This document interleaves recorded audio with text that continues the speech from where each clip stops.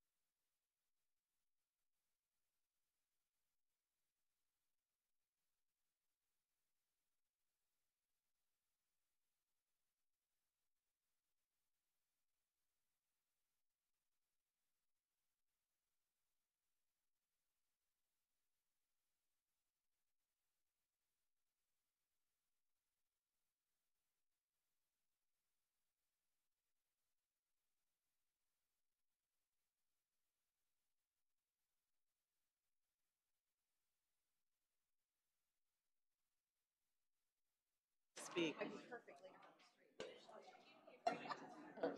Thank you. Mine's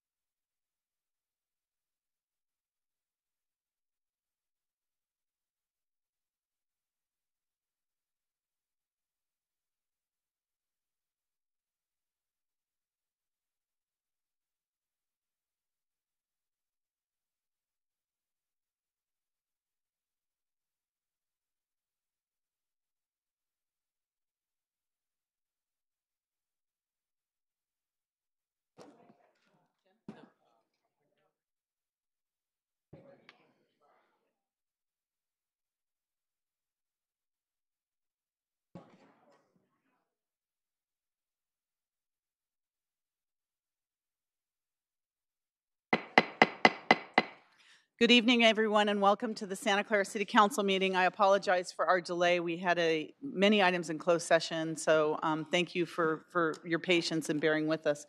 Could you please stand for the Pledge of Allegiance and remain standing for our statement of values? I pledge allegiance to the flag of the United States of America and to the republic for which it stands, one nation, under God, indivisible, with liberty and justice for all. As we gather, we humbly seek blessings upon this meeting. May we act with strength, courage, and the will to perform our obligations and duties to our people with justice to all. Let us seek wisdom so that we may act in the best interest of our people, our neighbors, and our country. As this we ask, we may serve our community with fairness and respect, putting their needs before all. Thank you. Please be seated.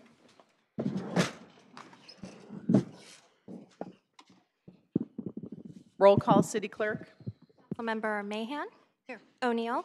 Here. Davis. Here. Watanabe. Present. Kolstadt. And Mayor Gilmore. Here. And Mayor, if I may please make the AV 23 announcement. Yes. That members of the Santa Clara Stadium Authority, Sports and Open Space Authority, and Housing Authority are entitled to receive $30 for each attended meeting. And the Statement of Behavioral Standards. The City of Santa Clara has adopted a code of ethics and values and behavioral standards for public meetings to promote and maintain the highest levels of conduct. This includes mutual respect, robust discussion, and allowing city business to be done in an efficient and consistent manner. Please note that as the presiding officer, the mayor's direction in matters of process and decorum should be followed, and that use of the gavel indicates all conversations must conclude and everyone in attendance should come to order and attention. Welcome, and thank you for your participation. Thank you for that. Next, we have report of action taken in closed session. City Attorney? There were no reportable actions from closed session. I'm sorry, what did you say? There were no reportable actions. Oh, no report. Okay, thank you. So next we have continuances and exceptions. City Attorney, do we need to take these individually or as a group? I would at least read them out. Read them out and read then them out, and then you could take them as a single motion. As a single motion? Okay, the items for continuance this evening are the public hearing on a 4-unit development project located at 1075 Pomeroy Avenue. That's the first item. Second is note and file regarding renoticing 575 Benton Street mixed-use project, City Council public hearing. The third is continuance of the agreements related to the 2019 College Football Playoff National Championship at Levi Stadium. And the fourth is the continuance of the action on adopting ordinance number 1981 related to bingo regulations. Mayor, I have Yes. one more item on the consent calendar that I'd like to defer to June 26. Okay. It's item 2J. It's a consultant agreement for public relations for the city, for particularly SVP. Oh, so 2J, and that would be public relations for Silicon Valley Power. Okay, we'll add that item to the continuances. Is there any other? Councilmember Debbie Davis. Motion to continue the 4 items along with 2J for Silicon Valley Power. Okay. There's a motion. Is there a second? Second. Councilmember Mahan? Yes, I noticed on item 18-838, this is a continuance that is not at the applicant's request, and the applicant was attempted to be reached, but as of the date of the agenda report, there was no response from the applicant. Did we get a response? Are you talking about the 49ers? Mm-hmm. On college football championship? Yes. Sorry, I missed the question. I heard I noticed by the date of the agenda report, there had been no response to apparently the city's request to continue it. The request did not come from the applicant. Do we have a response at this point? There is no application. I can confirm, as stated in the report, that we have reached an agreement. Okay. It's just a matter of bringing it forward on June 26. Okay. So we advised them that we were delaying at one council meeting. Right, I understand that, but the report had said that there was no response. I just want to make sure that they were aware of the continuance. They're aware. Okay, Yes. thank you. All right. Any other questions from the council? Any comments from the public? Okay. Jennifer, please register your vote. And that passes unanimously. Thank you. Oh my gosh, I took myself out of the meeting. Okay. The next is 2 items we have are special order of business. The first item we have is the recognition of Washington Open Elementary School for receiving the Distinguished School Award and California Exemplary Program Award in Arts Education. So I know today we have the principal, Barbara Berman. Is she here? I don't see. Oh, there she is. Barbara, would you like to come forward? I'm going to read a little bit about your awards, and then we'd like you to talk a little bit about Washington Open and the special significance your school has in our community and the special awards that have been received. So I'm excited to announce that Washington Open Elementary School, your school, was awarded the 2018 Distinguished School with California Exemplary Program Award in Arts Education. And under the California Department of Education Distinguished Schools Program, honors some of California's most exemplary and inspiring public schools with outstanding education programs and practices. Washington Open Elementary School's dedicated team of educators use their community spirit, creativity, and talents toward providing a great education for all of your students. Schools that received this award were also eligible for the California Exemplary Program Award in Arts Education, which you did receive as well, and a physical activity and nutrition education. Washington Open was one of 12 schools in the state of California to be recognized with the California Exemplary Program Awards in Arts Education, one of 12. So Washington Open Elementary School's recognition by the California Department of Education is a testament to all the hard work of the school's amazing administrators, teachers, students, staff, and most importantly, the parent community that's very involved in Washington Open, as we all know. So Barbara, I'd like to give you an opportunity to say a few words about your school, and then we have two city proclamations that we'd like to present to you and your school community in recognition of these wonderful distinguished awards. Wonderful. Good evening. Thank you so much for having us here. It's such an honor. And I'm really pleased and proud that we have some of our community here tonight with us from Washington Open. I'd like to stand up and come up. Take a bow. Yay.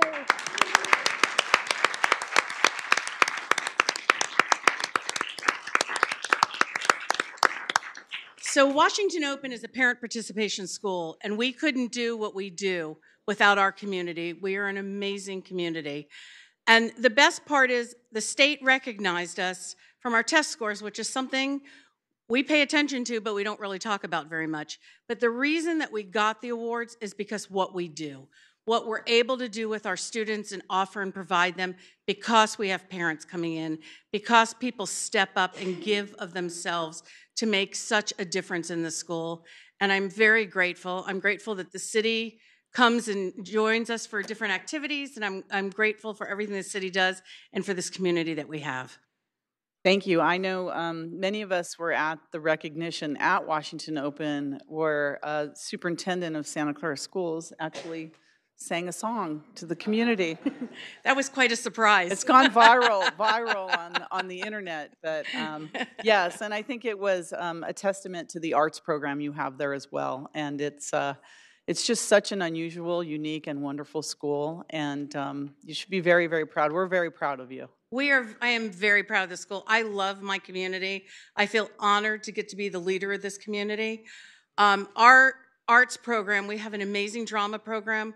We have an incredible fine arts program that's led by Jen Johnson. She does an amazing job. Each and every student doesn't just do art, they become an artist. She is incredible. We have an incredible musical program at our school, and it's nice that children and students get to experience these different things, because to be a community member and to be well-rounded, you have to experience the arts. And what I also noticed about your school is the parents, the alumni parents, they still come back and help. People like back and back and back. Jody Muirhead. She's here. I think she's at all your events and others. So you've done a fabulous job. So I'd like you and your community to join us up here. Oh, wow. So that we can come on down, get a picture and give you these two proclamations from the city. Do you want us to come up there? Yes, right up here. Okay. All right, council. Yeah. Well, I think we should stand up here. I think we might. Well, Yeah, we might need to stand up here. There's a lot.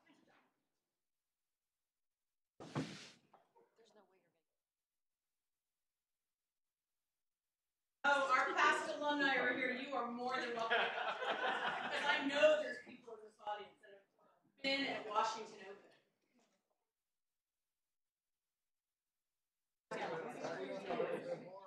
Come on down.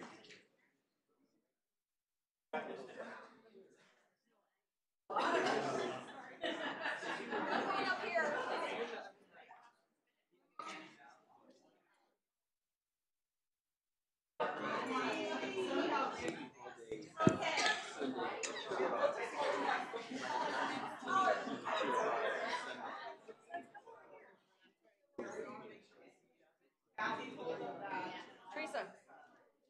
Oh, the other Teresa. I got Teresa.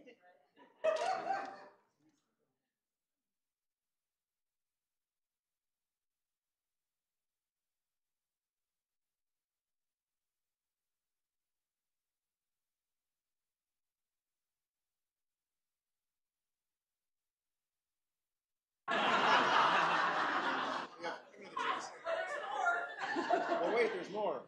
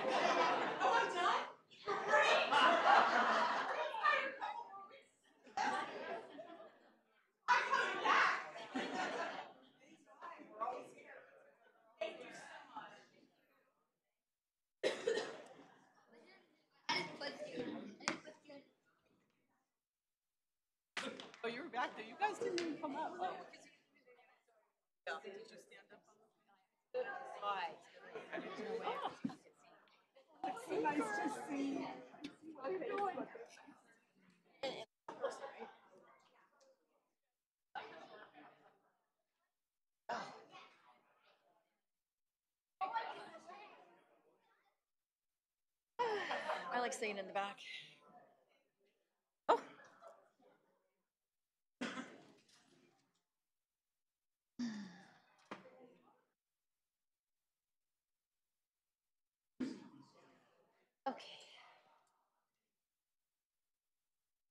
Okay, there went a quarter of our audience. All right. Next. We're gonna whittle down here. Okay, our next special order of business, we have the proclamation of June 2018 as lesbian, gay, bisexual, transgender, and queer LGBTQ Pride Month. And with us today, we are so honored to have our supervisor, Ken Yeager, here. If you'd like to come forward, Ken, we'll start with you. Ken Yeager is a longtime pioneer and leader in the LGBTQ, for LGBTQ rights in our region. And just a week ago, or 10 days ago, we had a flag raising here in Santa Clara, the Pride flag. And Ken was very instrumental in helping us with that and at least getting that started for us here in Santa Clara. So we appreciate it. And before we go to the Billy DeFrank Center, President Gabrielle, I'd like to hear a few words from you, Ken, because not only are you a leader for us in this area, but you just finished a bike ride, AIDS life cycle bike ride from here to Los Angeles, I think. Wow. Yes, I did. Yes, so I I'd did. like to hear about that as well. I kept looking for Councilmember O'Neill somewhere on the road with her bike, but didn't see her. Yes, just finished that Saturday. It was a 7-day bike ride from San Francisco to Los Angeles to raise awareness about AIDS and to raise money for research and for services. But thank you very much for the flag raising that we had about 10 days ago.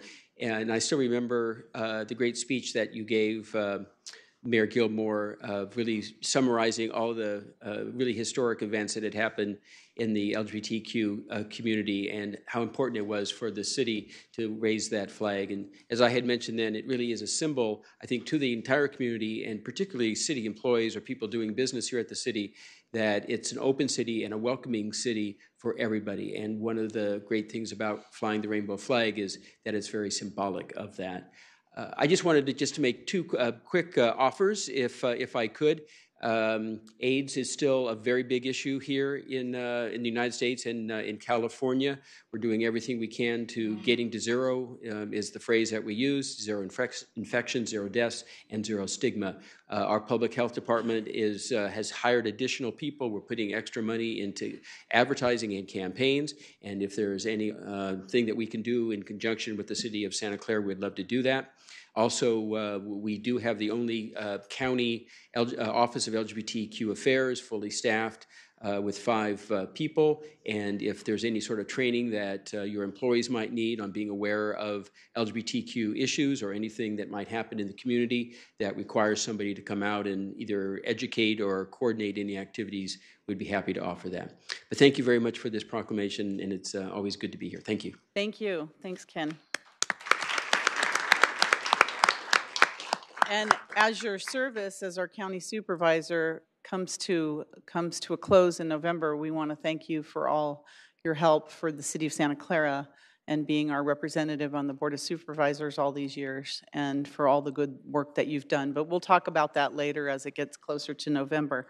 I'd also like to introduce a board president of the Billy DeFrank Center, Gabrielle Antolovich. And tell you a little bit about Gabrielle. She's committed to political advocacy on behalf of the community and has implemented many programs that support the vast and diverse needs of the South Bay community of the LGBTQ people. And so she's done so many things, including a program that I'm interested in, and I know our chief has heard about as well, police chief, informing and educating some of our police officers about issues in the LGBTQ community. I think you offered some services, or at least allow us to sit in on some of your classes and instructions. I think we'd really like to follow up on that as well. But you have also been such a leader and in the LGBTQ community, and we have this proclamation. I was going to present it to Ken, but I think we're going to present it to you today from the city of Santa Clara. So if you'd like to say a few words about your organization and how important this is to you, and welcome to Santa Clara. Thank you so much. I really appreciate the acknowledgement from the Santa Clara City Council. You know, right now, so many organizations are afraid to be upfront and really acknowledge us because of the political climate. And I'll give you an example. I have approached an organization that helps people get jobs and help train them. And I said to them, we need to know which companies actually want to hire LGBTQs. And they said, but it's for everyone. And I said, that sounds like lip service, especially right now. I need to know which ones really want us. And they were unable to do anything about that because of their concern that they may lose their funding because they get federal funding. And so it's up to the Billy DeFrank LGBTQ Community Center to actually do that part of the job of approaching companies that actually do want to hire us and then have job fairs at the center. And it goes to show how important it is to have a center to be able to do that, because people are coming in wanting to know where they are welcome other than at the center. We can't just stay in there.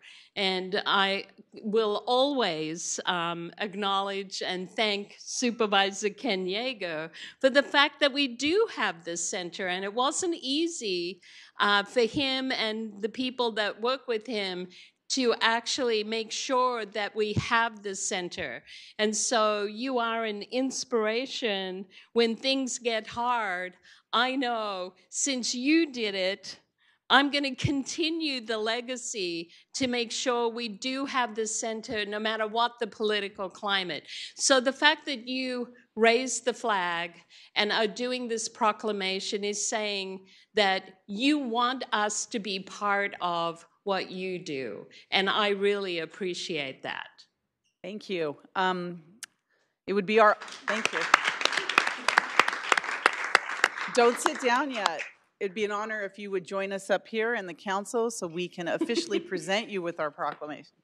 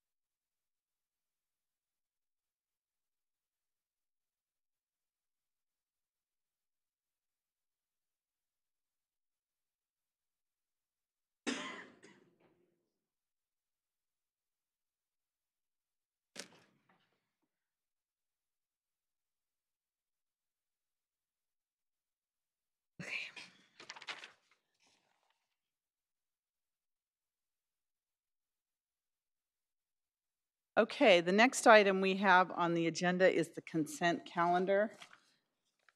Do I have that right? Yes, the consent calendar. And all items are approved with one motion unless there's any items pulled for discussion. City Clerk? Yes, Mayor, there's been a request to pull item 2M. M? Correct. Okay. Okay, so the tree service item. Or is there any other members of the public? Would you like anyone would like an item pulled? Please come up and tell us. You'd have to come up and tell us. Thank you. Here, if you put the microphone towards you, thank you. These are consent items for pulling for discussion. Only the consent items? Yes. How about general responses? Is there another place in the agenda for the public to speak? We have public presentations, and that would be, I think it's next. After the consent is public presentations. So that's for items, any other items that aren't on the agenda. Thank you. Okay, so is there a motion to approve the consent calendar? Minus 2M. So there's a motion by Councilmember O'Neill? I will second that, but I think, Mayor, you have to recuse yourself. Oh, is there a downtown From thing on 5, there? yes. It's the Franklin Square. That's not on the consent calendar. It's not? It's No. all the way down? I have that one already. Thank God. you. Okay, all right, second on that one. Okay. And we're deferring 2J and item 2M, Is as in pulled. Mary, is pulled. So that's the balance of the consent. So we have a Motion and a second. motion and a second. Please register your vote on that. And that passes unanimously. Okay, our next item is public presentations. City Clerk?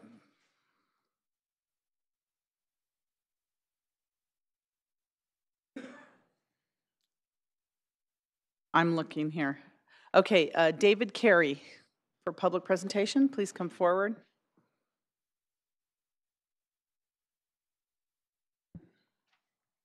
Good evening.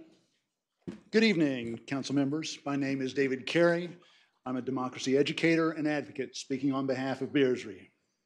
Santa Clara has been using a system of elections that is still as exclusionary by design and as racist in effect as it was back in 1951. It's been illegal since 2002. That's now official. That means that all of you have engaged in and benefited from illegal elections, and none of you have legitimately ascended to your current positions. What is worse, all of you have attempted through action and inaction to perpetuate these illegal city elections. Last week, Measure A failed, not because of ranked choice voting and not because it would implement 2 districts.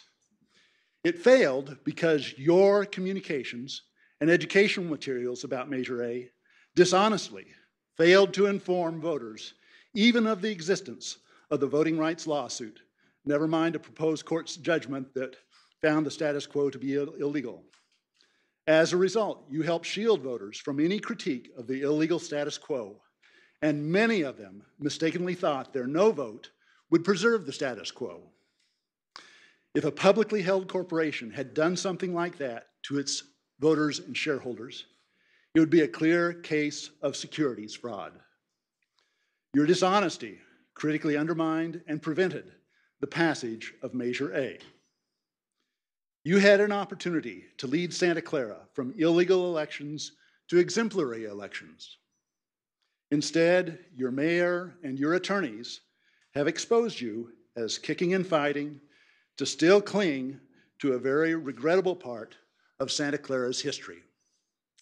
I'd just point out that you have some wonderful proclamations and recognition of community members here on a regular basis. Take photos with them. It will be wonderful when a future city council will do the same with the plaintiffs in the CVRA lawsuit. I'm not expecting this city council to do that. Thank you. Thank you. Mike Hasbrock, please.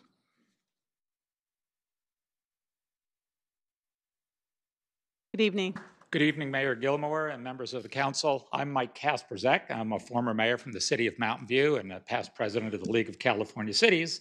But these days, I am now the California field representative for the National League of Cities.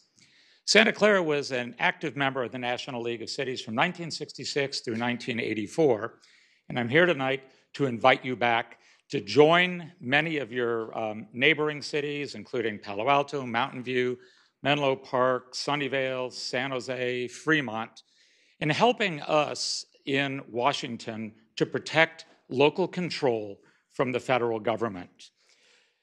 Some of our federal advocacy efforts over the last couple of years have been maintaining the tax exemption or the exemption for municipal bond interest during the most recent tax cuts that had been on the table during the entirety of the Obama administration.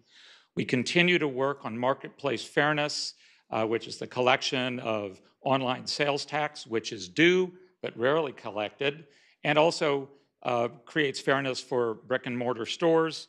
And our newest challenge is, after we all fought last year, SB 649, which was the cell tower bill, which we were saved by the governor's veto, it's now been taken up at Congress, and telecom is in there fighting to get the federal preemption for all of us so that that would be the rule of law.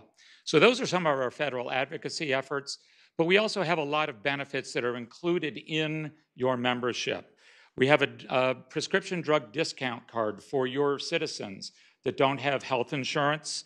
We have a warranty line service program, which is essentially a resident subscription program, a home warranty program that covers their sewer and water laterals, which most cities don't cover if those collapse, and those can be expensive.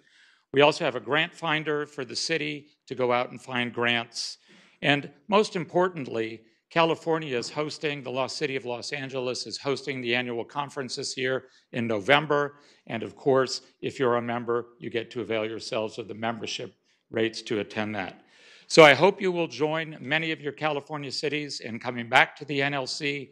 We would love to have you back, and have a great evening. Thank you, and thank you for the invitation. And I've left all those materials for you. We got them here. Great. Thank you. Thank you for coming out. Steve Chesson? And Robert Fitch after that.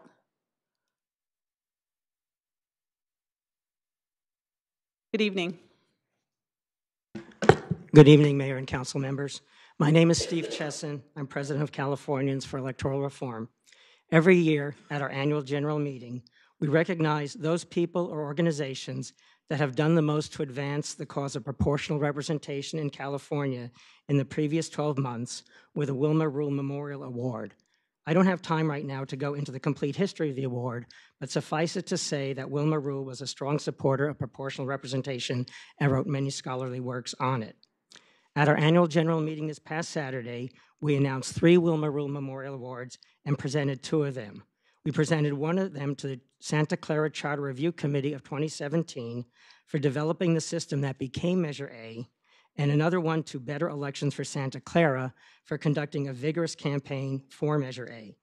It is my privilege tonight to present this Wilma Rule Memorial Award to the Santa Clara City Council in recognition of your work contributing to the advancement of proportional representation in California by having the courage to place on the ballot Measure A, an amendment to the charter of the City of Santa Clara that specified the use of the single transferable vote form of ranked choice voting for electing the City Council, and if Measure A had passed, would have made Santa Clara the first city in the United States since 1941 to adopt a proportional representation system for electing its City Council.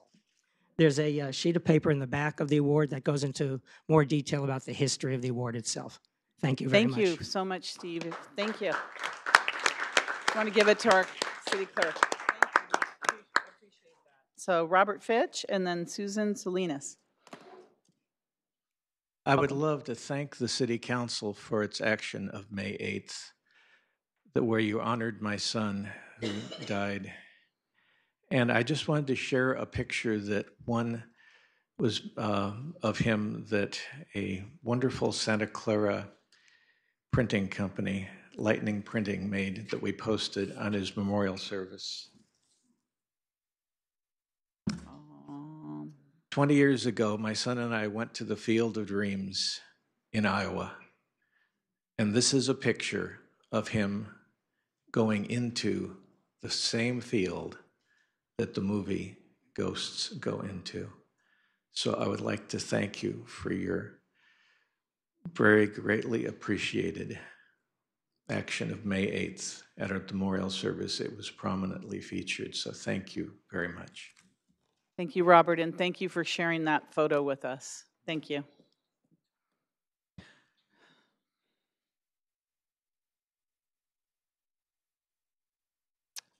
Maybe you can show it to the audience. They probably want to see it too. Susan, welcome. Welcome. Mayor Gilmore and the members of the City Council, I am speaking to you in response to the proclamation of June 2018 as Lesbian, Bisexual, Transgender, and Queer Pride Month. We live in a pluralistic society. United States of America, State of California, City of Santa Clara. People have very strongly held beliefs, religious beliefs, worldviews, values, lifestyles, and we respect all, and you as a council represent all, okay? That's a given. Everyone's treated fairly. The services are the same. The opportunities are the same. That's what makes our great country great. However, when you endorse a particular group, I don't think it's the charge of the city to endorse nor proscribe, endorse nor condemn anyone based on their lifestyle or their beliefs, their worldview.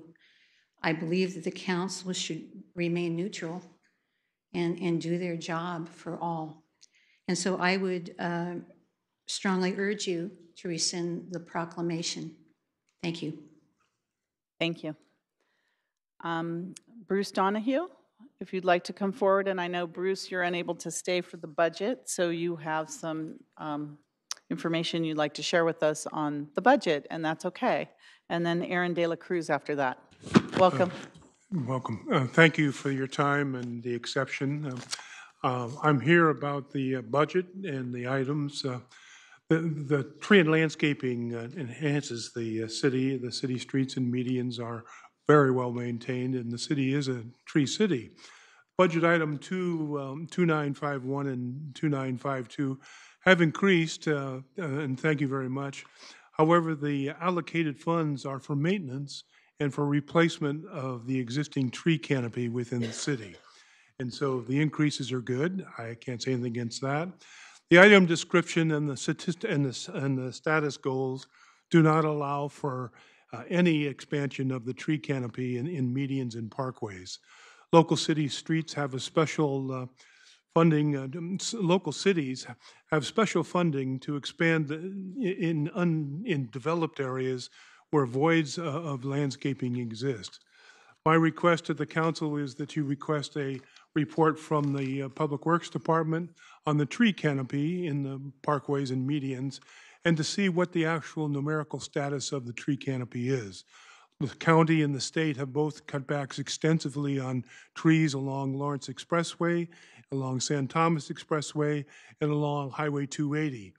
And as Ms. Neal knows, I'm a supporter of screening and the screening trees along 280 over many years.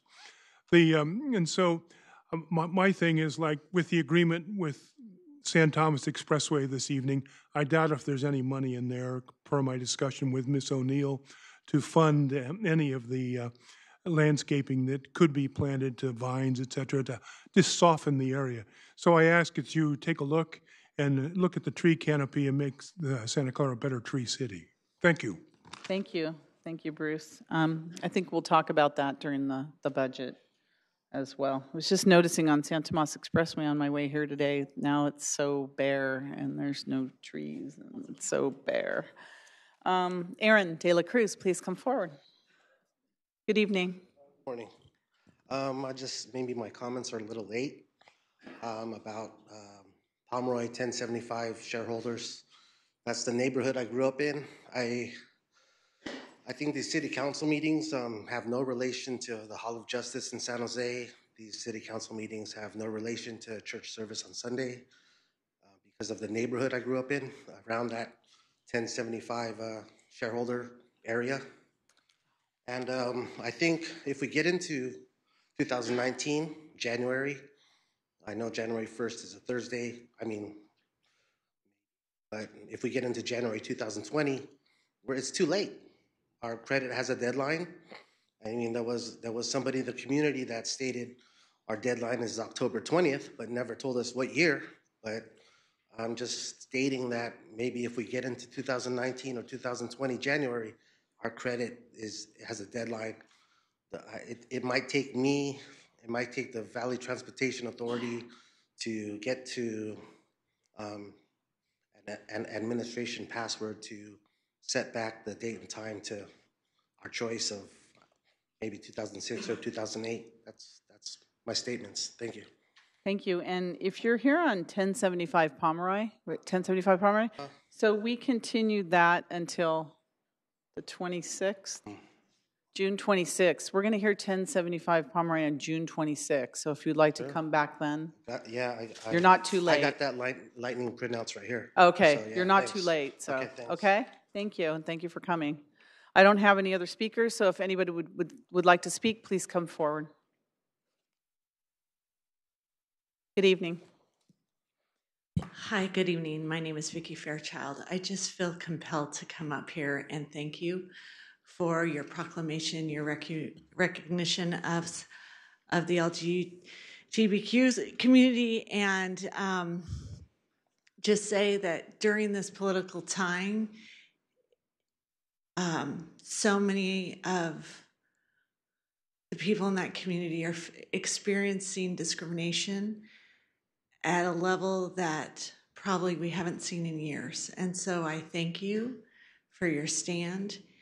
And it doesn't detract from me nor my beliefs to recognize and honor our fellow citizens. Thanks. Thank you. Anyone else? All right. Oh, there's someone. Please come forward. I came tonight to object to appointing somebody to seat number 5. I feel that it's an injustice. I'm a veteran of the United States, 21 years. I served in Vietnam 3 times. I stand for my country, I stand for my flag, and I stand for our rights to vote. I think that the council should reject any opportunity to fulfill that seat until the populace has a chance to vote for it. I feel that 4 members of this city council are precluding me from being able to attend my rights to vote. I feel that those 4 members of the city council have their own personal agenda. And that personal agenda is not in alignment with what the city of Santa Clara should have. I really feel that in this city right now, we have corruption going on in this city council. It is wrong to take a seat that should remain empty and try to put an appointee in there that will probably follow some suggestions of the members of this city council. Thank you. Thank you. Any other members of the public? All right. So now,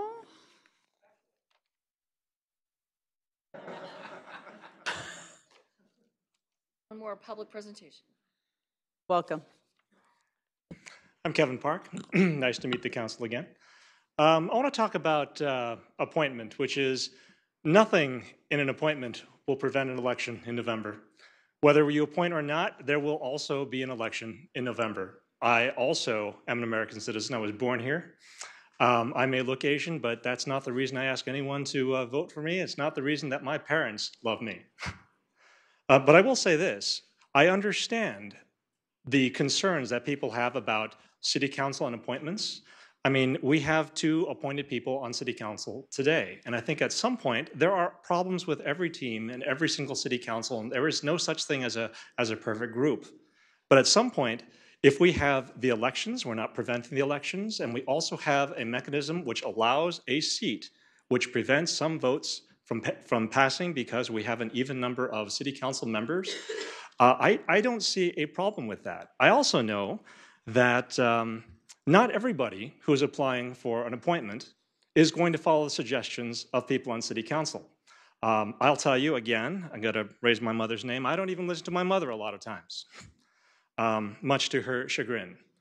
But I'll also say, I don't know how this appointment will go. And I'll also tell people I don't expect to get an appointment, but I do take a little bit of, I shouldn't say offense, it's much smaller than that, to assume that everybody that applies for appointment or runs for city council, you know, in any way, there is nothing that's more legitimate than anything else because we have processes for all of them. But to suggest that the people who are trying for appointment are as corrupt as you think other groups would be, I think that puts everyone, that lumps everyone into kind of a bad light, and I would like to say that I don't believe that is true. Whether we appoint or not, whether you come to a conclusion or not, I think that's up to the city council. I don't, again, have a lot of thoughts on what my chances are. But at the same time, I will say that I don't think that this is a wrong process. I think it could be wrong, but so could leaving the seat open. Thank you. Thank you. Anyone else?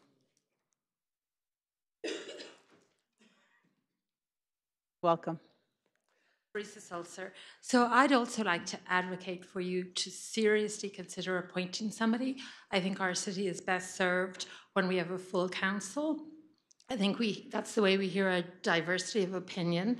I think that's the way the charter is written. And I think that everybody that's on our council are thinking adults and they bring something to the conversation. So I would strongly urge you to consider an appointment. Thank you. Thank you. Anyone else? Okay. Next, we will get to that item. Yes, we will. Next, we have public consent items pulled for discussion, and we had two items. The first was 2M, and that item is the tree item, I believe, which is action on citywide tree service agreements. I'm not quite sure who pulled that, and was there the question? City Clerk? Yes, Mayor, there's a member of the public, Jason Pinniger. Jason, please come forward. Good evening. Hi. Good evening, Mayor and Council staff.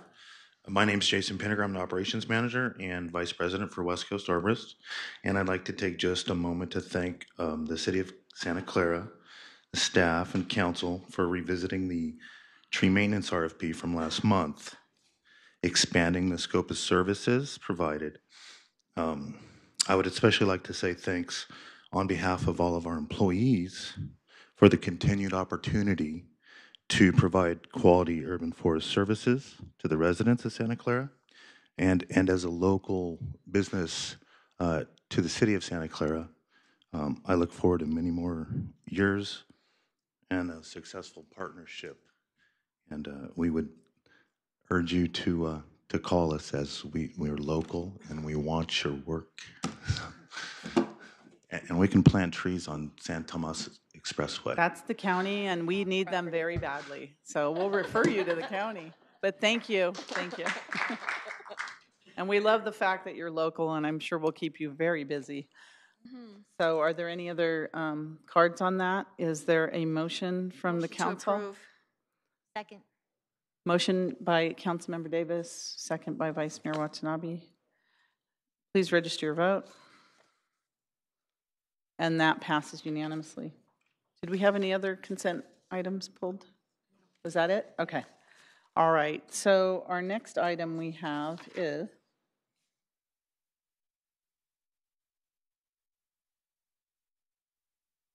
we continued a lot of items. Oh, proposed interview and appointment process for the council seat number 5 vacancy. Are we going to start with the city clerk? Yes, Mayor, thank you. pull up a PowerPoint. I would like to just note that there are 2 supplemental memos in addition to the agenda report that was in the packet on Friday. One went out yesterday and one went out moments before this meeting because it seems like we're getting different information by the hour. So thank you for your indulgence in providing this PowerPoint update. So just a little bit of background. As we all know, former Councilmember Dominic Caserta resigned from office effective May 15th, which created a vacancy in Council seat number 5 for the partial term ending November 2018. And in accordance with Charter Section 703, the Council may choose to appoint a council member to fill the vacancy, but must do so before June 14th, which is 30 days since the seat was vacated. And at the May 22nd meeting, Council took action to initiate a candidate application process to fill the vacancy. So just a reminder, Charter Section 600 notes that no person shall be eligible to hold any elective office in the city, including mayor, city council, chief of police department, the city clerk, unless he or she is a resident and qualified registered elector of the city. So just a little bit of background. For the advertisement of this vacancy, we did put it on all of the city's social media accounts, as well as the website. It was included in the city manager's blog. We ran it on Channel 15, and physical flyers were posted in city facilities as well as at City Hall.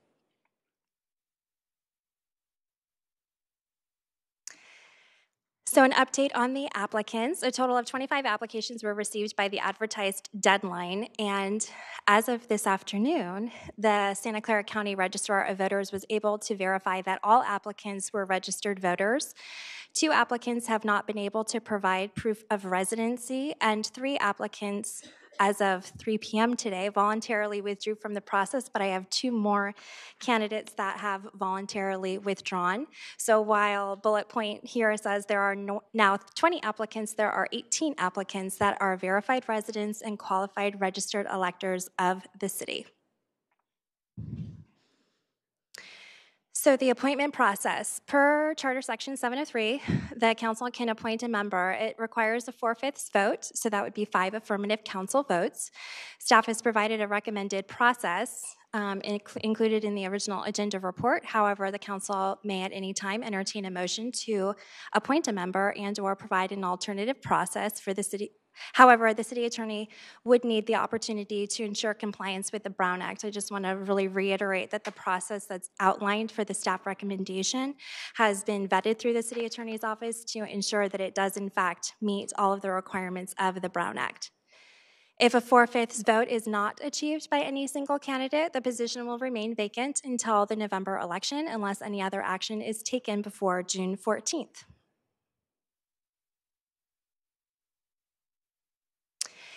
If council does approve the staff recommended process, the following actions would need to be taken. The first would confirm the up to 5-minute opening remarks of all of the candidates, ranking of up to 10 candidates after opening comments, that only candidates ranked by 4 or more council members, which of course is a majority, will be considered for the interview portion of the process, and that following the interview process, council can move to appoint by motion or engage in another round of ranking and then until a 4/5 vote is reached, or council determines not to proceed further.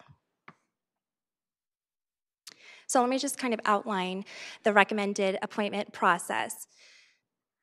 Step 1 would be that each of the verified 18 applicants would provide the council an opening statement of up to 5 minutes.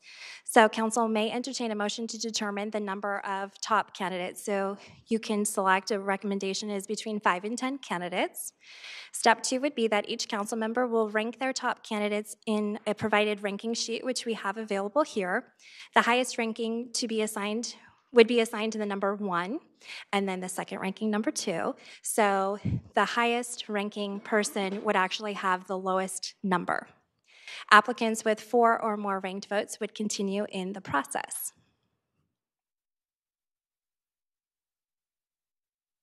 Step 3, I will call on each of you to verbally report and disclose your top ranking candidates. So we'll just go down the line through the dais and have you actually report out to us what your selection of ranking candidates is.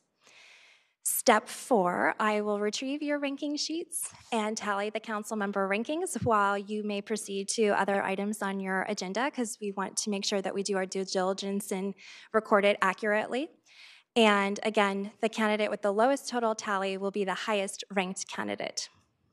Step 5, council will interview the top candidates. Sample questions were provided in the agenda report in the packet that went out, but of course, council may ask any desired questions. This is just a sample of what the ranking sheet looks like. This is completely arbitrary, just to show the process. So in this example, there happened to be 5 candidates that received a majority council vote. And then, so in this example, 5 of the candidates would proceed to the interview process. So under this scoring, results of the rank would be that candidate number 4, who received the lowest number of the lowest number total vote, would be top, and then candidate 11 would be second, and so on. So just to reiterate, your top choice would be ranked as number 1, and therefore the lowest total number would be the highest ranked. Step 6, council may, by motion of a 4/5 vote, appoint any applicant or engage in another round of ranking. Step 7, if applicant is successful at receiving that 4/5 vote, so there are 5 affirmative council votes, then the council may consider a motion to appoint the candidate. Step 8, the city clerk will administer the oath of office, and the council member will then be seated for the remainder of the meeting. And I'd be happy to answer any council questions. Okay, council questions. Councilmember Mahan? Yes, thank you. I just wanted to clarify. So our ranking votes aren't the same as the appointment votes. So if somebody, for instance, got 6 number 1 in the rankings, that would not result in an appointment. Is that right? That is correct. So there would then have to be, council could then make a motion to appoint that candidate, and that motion would require 5 votes. That's correct. So it's a sort of a 2-step So the process. ranking would be a majority vote, so it would be 4 votes, and then the appointment, of course, would be the 4/5 vote, which would be 5 council votes. But what I'm saying is, what if on ranking some candidate got 6 number 1s? Just somebody then would you have still to have make a to motion. make a motion. Yeah. Okay. Yes. So it is that 2-step process. Correct. Okay. Thank you. Councilmember Kolstad? Thank you, Mayor. This recommended process says it is compliant with the Brown Act, and I'm wondering if one of the council members didn't want to rank the top however many it says here. Talks about how many, say the top 5.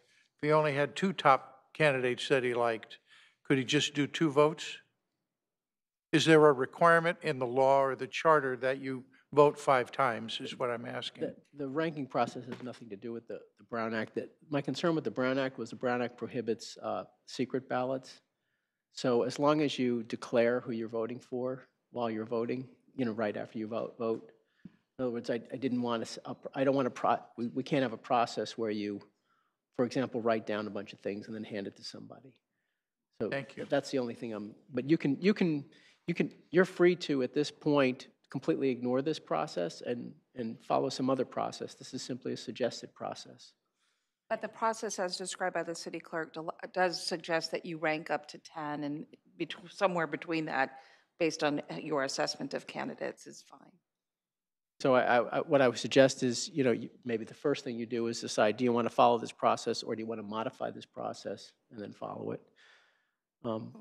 So I have a question based on what Councilmember Kolstad said. So after we hear everybody's up to 5-minute presentation to the council, then the council, according to this process, can decide how many we want to rank. That's correct. After hearing, and then once we decide how many we rank, then we rank them and we verbally disclose our rankings, and then you're going to take those and do something while we go on to the budget, and then you'll come back, and then we would then interview the number that the council collectively has decided to interview. That's correct. Any candidate that receives at least 4 votes to move forward would be invited to interview. Okay. That makes sense for the council? It's not ranked choice. Anyways, okay. Pat Colstead, you still have your light on? Okay, thank you. Okay, so looks like we're going to follow that process, but I want to go to the public before we actually start. And I see a lot of names here. Is it the last three? Okay, William Davis, and then followed by David Carey, and then Sarah McDermott. I know you both have spoken on this issue already. If you'd like to. I feel, like I said, that we should leave the seat empty. There is no reason why we should not leave that seat empty. It's not going to affect the city council. The people will be able to get the right government by electing that seat, not by appointing it. Thank you. I just want to make it clear that everybody knows no matter what, the seat goes for election in November. We can't change that. We're not changing that. Yes, sir. Good evening again, illegitimate council members. Regarding future elections, this council is acting a lot like 2018 City of Santa Clara version of George Wallace blocking the schoolhouse door in 1963, even as you ask applicants to grovel for your approval. In terms of the process, I'll make these 6 points.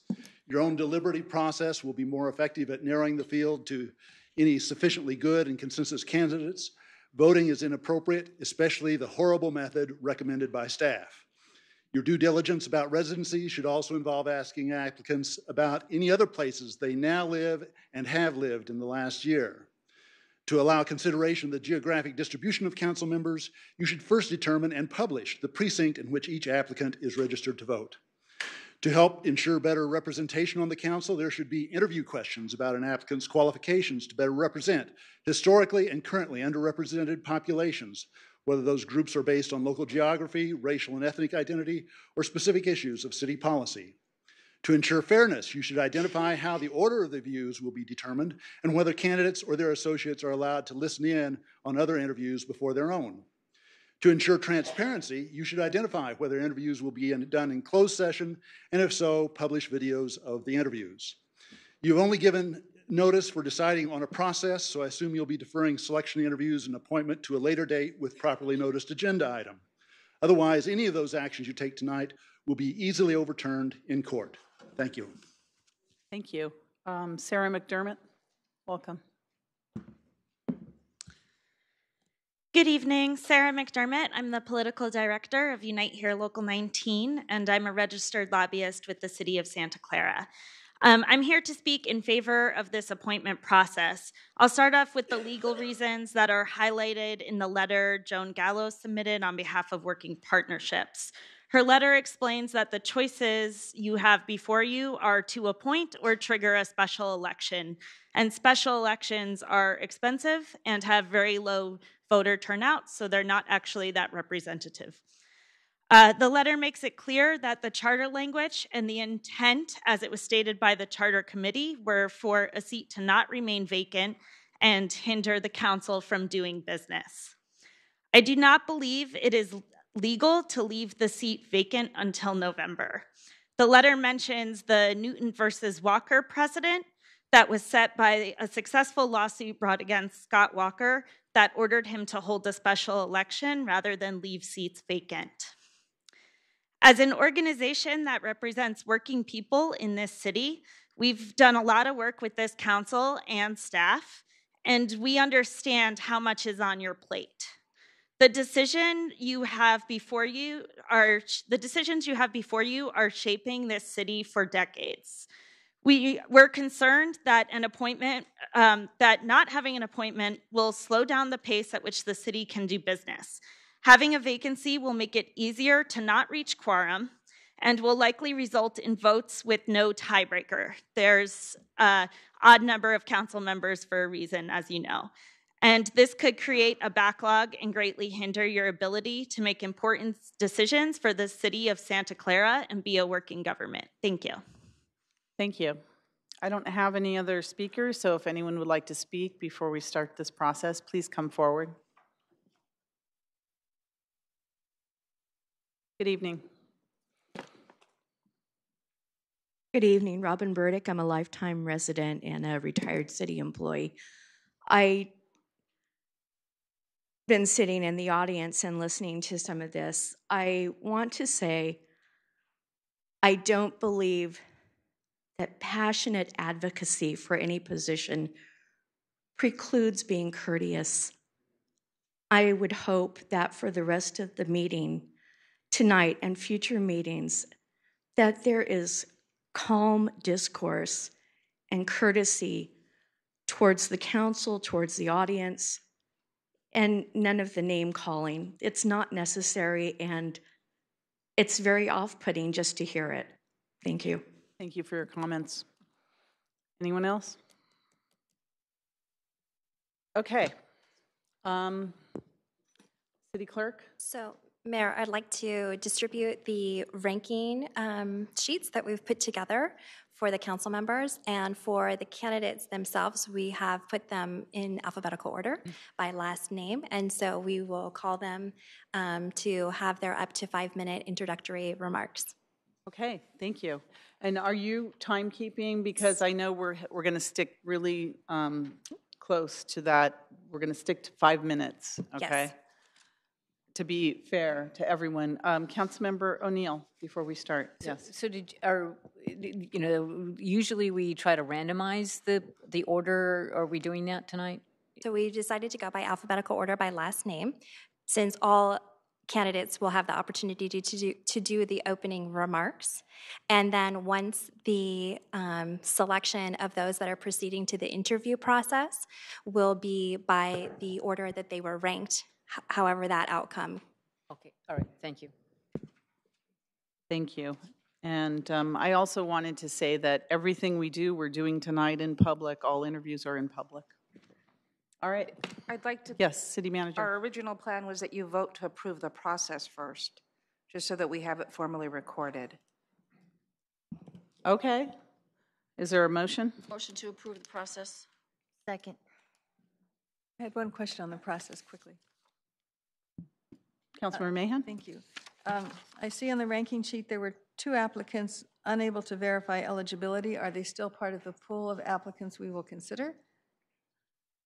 So by approving the recommendation, you can either, so the city charter requires that everybody be a registered voter as well as a resident. So the 2 that were not able to provide their proof of residency as of right now still have not provided that. So that would make them ineligible to serve. So they are not included in the verified applicants list. That doesn't answer my question. Does that preclude them from participating in this process? That would subject to proof of residency at some future time, if they make the cut. That would be up to the councils. If the council would like to have them go through the process, then you may, and that would be part of this action that you would need to take. So those that have actually been declared ineligible are not on the list. Those who have withdrawn are not on the list. So City Attorney, do you have any advice as to what we should do for those 2 applicants? I mean, they're registered voters in Santa Clara. Well, they would have to be residents to serve. Yes. So you don't have to. You could completely ignore this process and appoint anyone who you would like legally. So it's a question of whether the council would like to do that or not. It would seem like a waste of time for someone to interview somebody who doesn't live in Santa Clara or can't provide proof that they live in Santa Clara. But if you want to make it, if it's a pleasure of the council to interview that person and ask them the question when they come up and talk, you could do that too. Because the clerk and I participated in drafting it, this was in supplemental number 2. The requirement of the charter is there's 2 requirements for a candidate to be eligible. The first is that they are a registered voter and made eligible through the Register of Voters office, which we can confirm. And the second is that they're a resident of Santa Clara. We could not put them on the eligibility list as we prepared it because they had not provided the proof. However, if you want to depart from that by action of the council, you can decide to include them.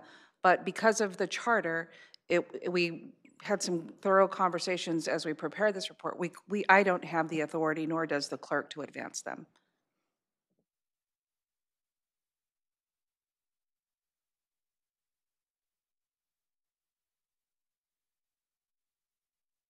Go ahead, Teresa. Well, I do see Mr. Stampola sitting here, but I don't see Mr. Mongla, so I don't know that that's even really fair.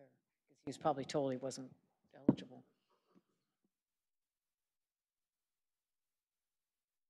And for full disclosure, we have included the emails in the post-agenda packet based on the communications that we have received from either ineligible candidates or those that have withdrawn. So there's information in your packet, and we have distributed to the council just so that you have the context for which their position is or how the items or issues that they wanted to communicate to the city council. Okay, so what's the pleasure of the council? If we have applicants that can't prove residency, yeah, do you still want to interview them? I don't think we should. I mean, everybody has the opportunity to provide their address, and if they don't want to disclose it, they can, physically on paper, they can still disclose it in another way. I would imagine either by speaking to the clerk or to the city manager so that they can verify the address. If there's an issue of privacy but at the same, so for that reason, I mean, if they can't even go to that length and provide the information, I don't think they should have the opportunity to participate in this process. I mean, there's a reason why we have a charter, there's a reason why we have rules. Thank you. Councilmember Kolstad and then Mahan. I agree with that. If the people were not able to provide proof, they shouldn't be in the process. Okay, Councilmember Mahan. I agree with that as well. If the one applicant has some proof at this late date to bring forward something, you'd like to come forward? That's a pleasure of the mayor. Yes, might as well before we vote. That'd be fine. Thank you very much, Mayor Gilmore. And I do appreciate that the city manager said that there's a statement that I did provide there. To respond to Councilmember Watanabe's concern, I have provided my address. I'm glad to provide it here as well. Again, I sent it 3 separate times and have sworn under penalty of perjury that it's accurate. I have lived in this community without any break in residency for decades. And the letter that I provided simply stated that under California law, it is well established the law of domicile is what determines somebody's eligibility to serve in a public position. There is no question about whether or not I've been a resident of Santa Clara. I have never lived anyplace else for more than 20 years. I continue to live here now at 3500 Granada Avenue, apartment 357. What my objection was that it was not in the original paperwork requirement that one has to provide these documents when the application was submitted. So I submitted the application per the requirements of the council, every single piece of it submitted.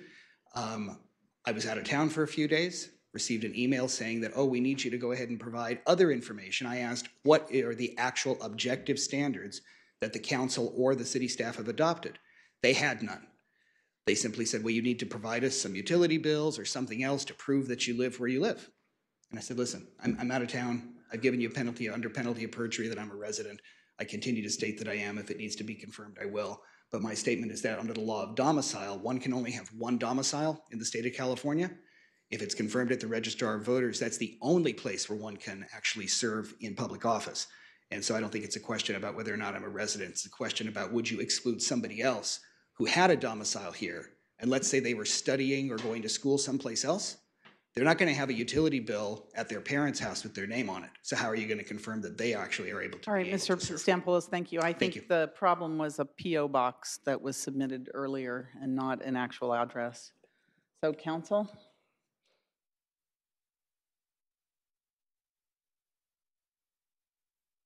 So is he now eligible? Staff, do we have that? Did we get that? City clerk, city attorney, I want to move on with the process, so I want to just dispense with this. Yes. The candidate has stated right before us that he believes he lives in Santa Clara, and he shows up as a registered voter in Santa Clara County. So, I mean, you're free to interview him and judge him just like anybody else. Based on the address he gave us as well. All right. Then I mean, he's giving you a street. He's giving you process. a house address or apparently apartment address here in Santa Clara, and he's a registered voter here. So All right. I don't know what else to say other than you can be the judge of whatever We'll it is he include him said. and let's move forward. All right, do we have a motion for the process? Motion, Councilmember Davis, and a second. And so if we could vote on that process, and then we'll get started.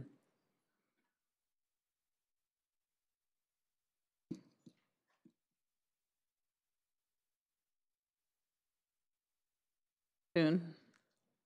Oh, the vote. City Clerk.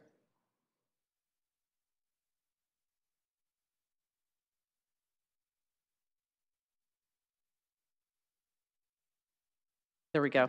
Please register your vote. Thank you very much. Councilmember Colstead, do you have additional questions? Do you have additional questions? Your names? Okay, I guess not. Thank you. So, City Clerk, did you want to call the names to get started? Sure. Okay. We will start with David Anderson. David Anderson, you have up to 5 minutes to tell us about yourself. Welcome. Got it. I'll be shorter than that, I think. Welcome. I'm David Anderson, and thank you for the opportunity to be here tonight. For the last 27 years, I've been a band director for the city of Santa Clara schools and enjoyed every minute of it. I taught over 6,500 kids, meaning that I've had contact with about 20,000 families, members, and Santa Clara citizens. We have partnered with you folks, the city of Santa Clara, and to represent us in Izumo, Japan, go performance tour. It was very successful, and then they came back over here, and we hosted them, and did the same thing at Cumbria, Portugal. Also taken the band Santa Clara people to the most fantastic jazz festivals in the world, Montreux, Vienne, Segovia. And of course, we perform for the city of Santa Clara for the art and wine and the tree lighting. The reason this becomes important, not because that's what I do, but I'm in contact and have been in contact with probably 25,000 families in Santa Clara through my booster organization, which was one of the most fantastic booster organizations anywhere. They're very active, and we have a huge list of people that I know in Santa Clara through that way. So I would use that as a reference to find out what they think. And I think it's really important to me, whenever we did anything, we found out what people wanted first. And if we had we know what people want, then it's a lot easier to do it. And then we have a lot of buy-in. So I think it's really important in anything to be able to do that. And I think I could use that resource to be an effective council person. So I think that's pretty much all what I really want to say. I don't want to take a bunch of time. We got a lot of people here to talk. So thank you very much for the opportunity, and thank you. Appreciate it. Thank you. All right. Thank you.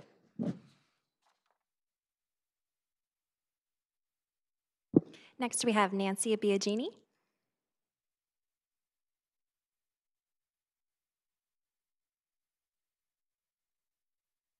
Welcome. Hi.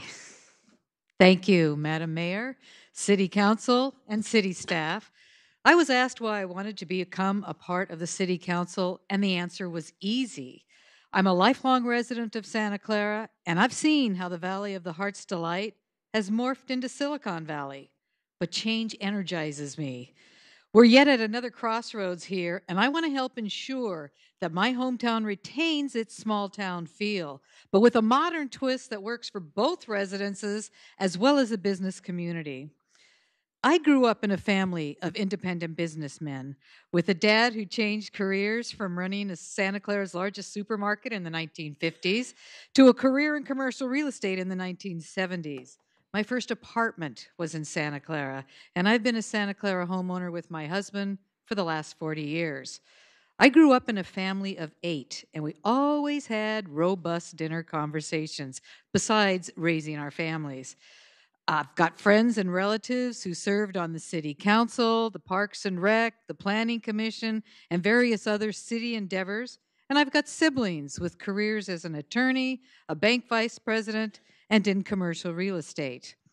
I fondly remember those discussions about the growth in Santa Clara and the changes that took place over the years.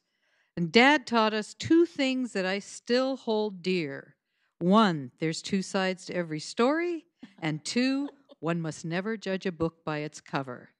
While we may differ in our personal philosophies today, we continue to educate each other. And I understood early on that we have so much more in common than that which divides us. It's from these experiences that I learned the value of hard work, determination, continuing education, and the importance of remembering where you came from. So in 1973, at age 20, I began working for the phone company, overlapping as a local union volunteer and raising in the ranks as an elected officer. I had the privilege of being elected to 2 terms as local president, covering an area from here, Santa Cruz, Salinas, San Luis Obispo, and Palo Alto. I was then appointed to international staff in 1996, where I served as counsel to working families in arbitrations. I chaired negotiations, and I worked in legislation, politics, public policy, worker and human rights, and understood the need for a robust business community. Ultimately, I was even recruited to our national headquarters to revamp our legislative, political, and human rights departments. It's from those experiences, along with the management skills that I learned running a large organization, that I found there's always a way, no matter how difficult the task. I also learned the value of diverse opinions and the critical importance of listening. That work, along with my volunteer efforts on our Historic Landmark Commission, our historic home tours, in the 2018 Leadership Santa Clara class, and on my current assignment on the El Camino Real Citizens Advisory Committee. These have all further expanded my understanding of how Santa Clara lives and works, and how I want some of those same opportunities for the next generation here in my hometown. Now, all this time that I was working full-time, I also attained a bachelor's degree, and later at age 62, a master's in organizational development and knowledge management. In my master's program, I studied systems thinking, and I developed skill sets in approaching development through positive cooperative methodology. In short, creating solutions instead of celebrating problems. From that experience, I'm able to blend my academic achievements with life experience and bring that to the City Council. So the sum total of my experience and education is what I can bring to the City Council. We are at a crossroads of development and the residential quality of life. I'm retired now, and I have the time, energy, and commitment to Santa Clara, returning our small town sense of community for generations in front and behind me, where living is affordable, work and entertainment is nearby, thriving without the tangle of traffic, whether it's in Uptown, a historic downtown, a revised El Camino Real corridor, or in our neighborhoods. We truly are a city of what's possible. I sincerely thank you for your consideration. Thank you. Thank you.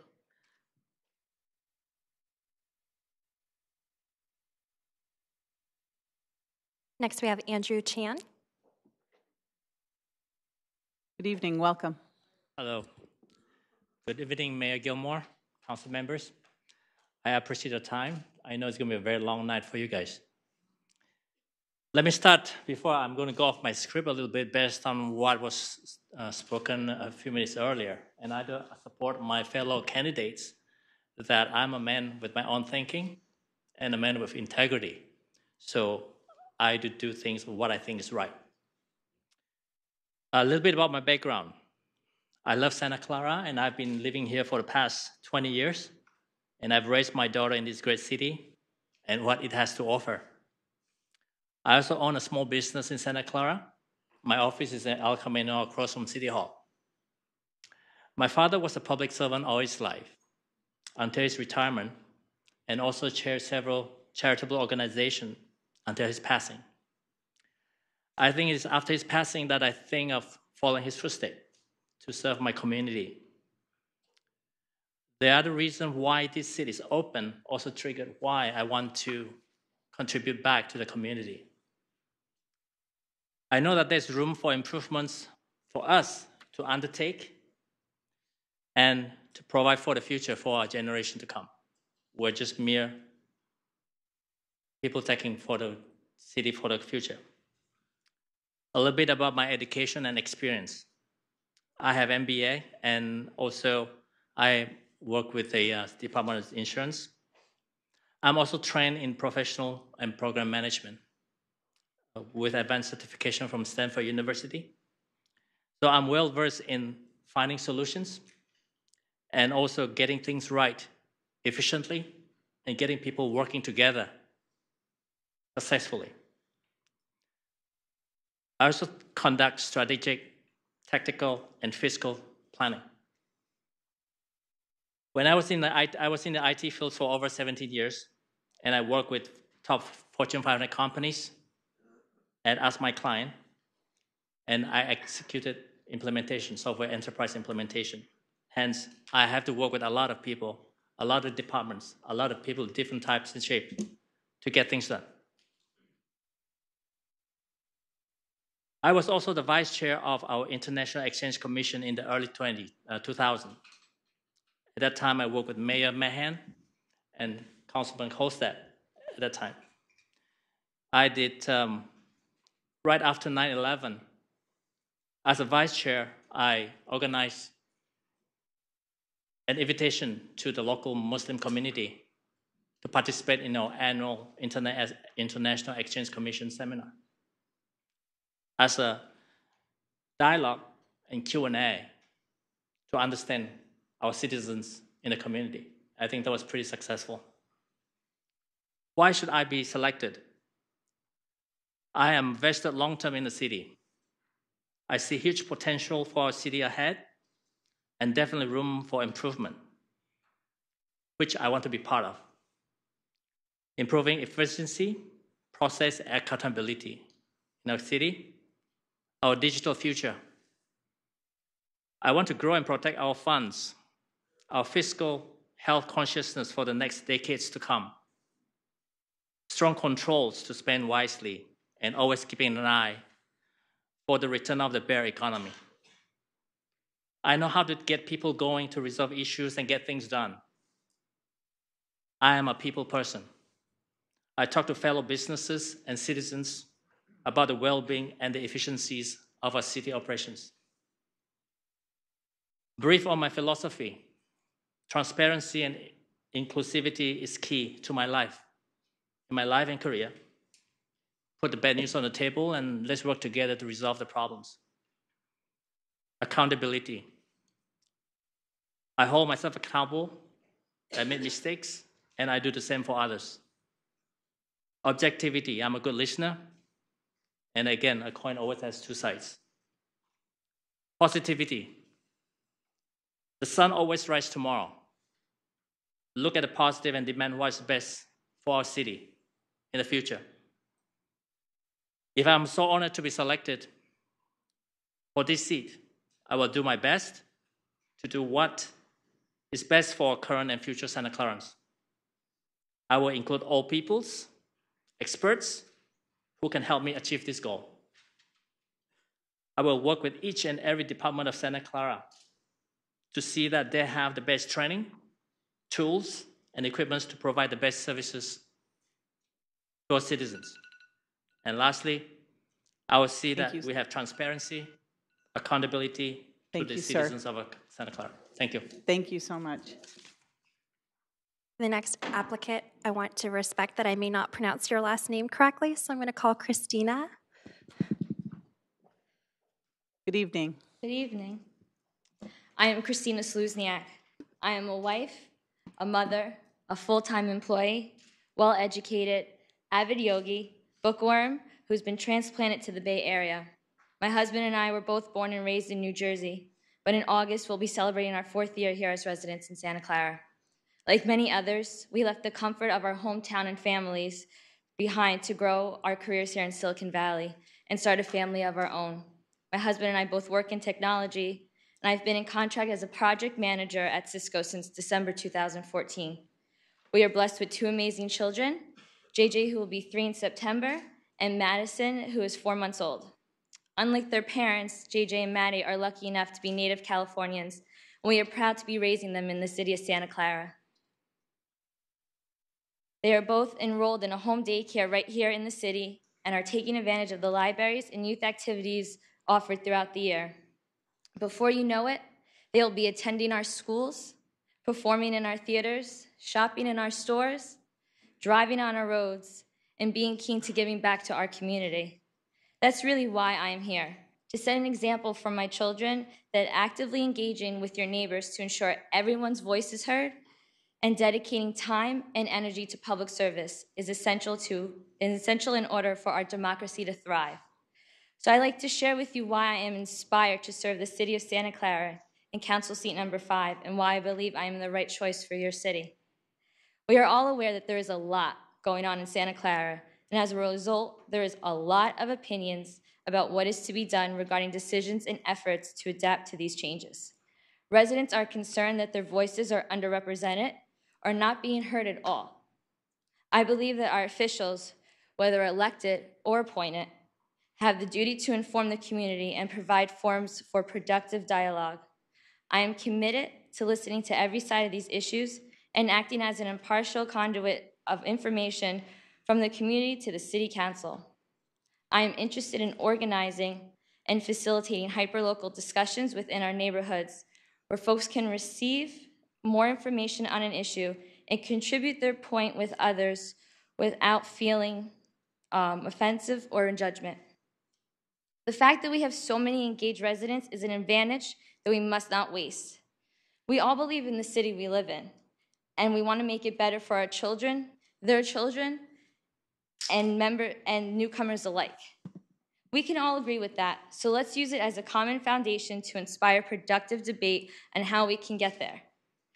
How do we build the feeling of community in Santa Clara? Is it rebuilding our downtown, enhancing our farmers market, bringing back the Parade of Champions? Or is it something else completely? How do we make home ownership more attainable for families that will become active members of this community? As our population grows, how does our infrastructure keep up? As new families begin to expand, how do we make sure every child can receive a wonderful public education with the space and attention that they deserve? How do we balance our budget without making sacrifices to things like public safety and our beautiful parks and libraries? What is it about our city that will attract the next generation of thought leaders to our prestigious university?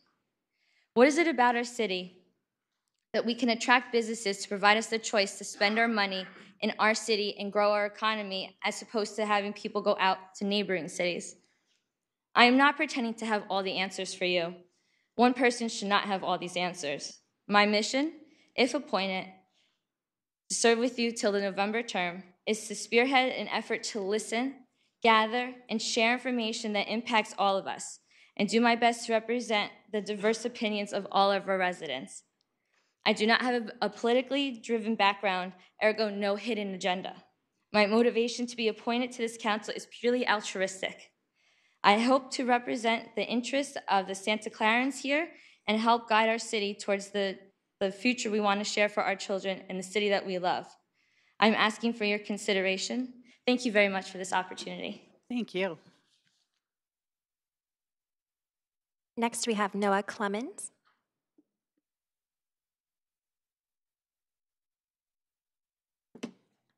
Good evening. Hello there. So first things first, I want to thank all of you guys for this unique opportunity. I feel it really represents the slogan for the city of Santa Clara, the center of what's possible. You know, some people have some complaints, some people are for it, some people are against it. But in reality, it's just another unique opportunity in this area that sometimes only this area can provide.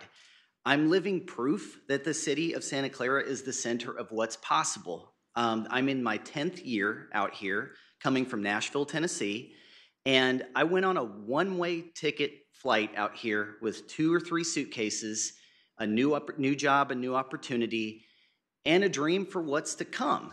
And over the last 10 years, I've grown with this town and have grown to be a huge proponent and fan of this town as it has grown with me. I really feel that Santa Clara is a powerhouse city that came from the original Silicon Valley and has continued to grow. And I've felt that I've grown with it, and the city has grown with me. And I think to myself, what is the character of this city, and what is its culture?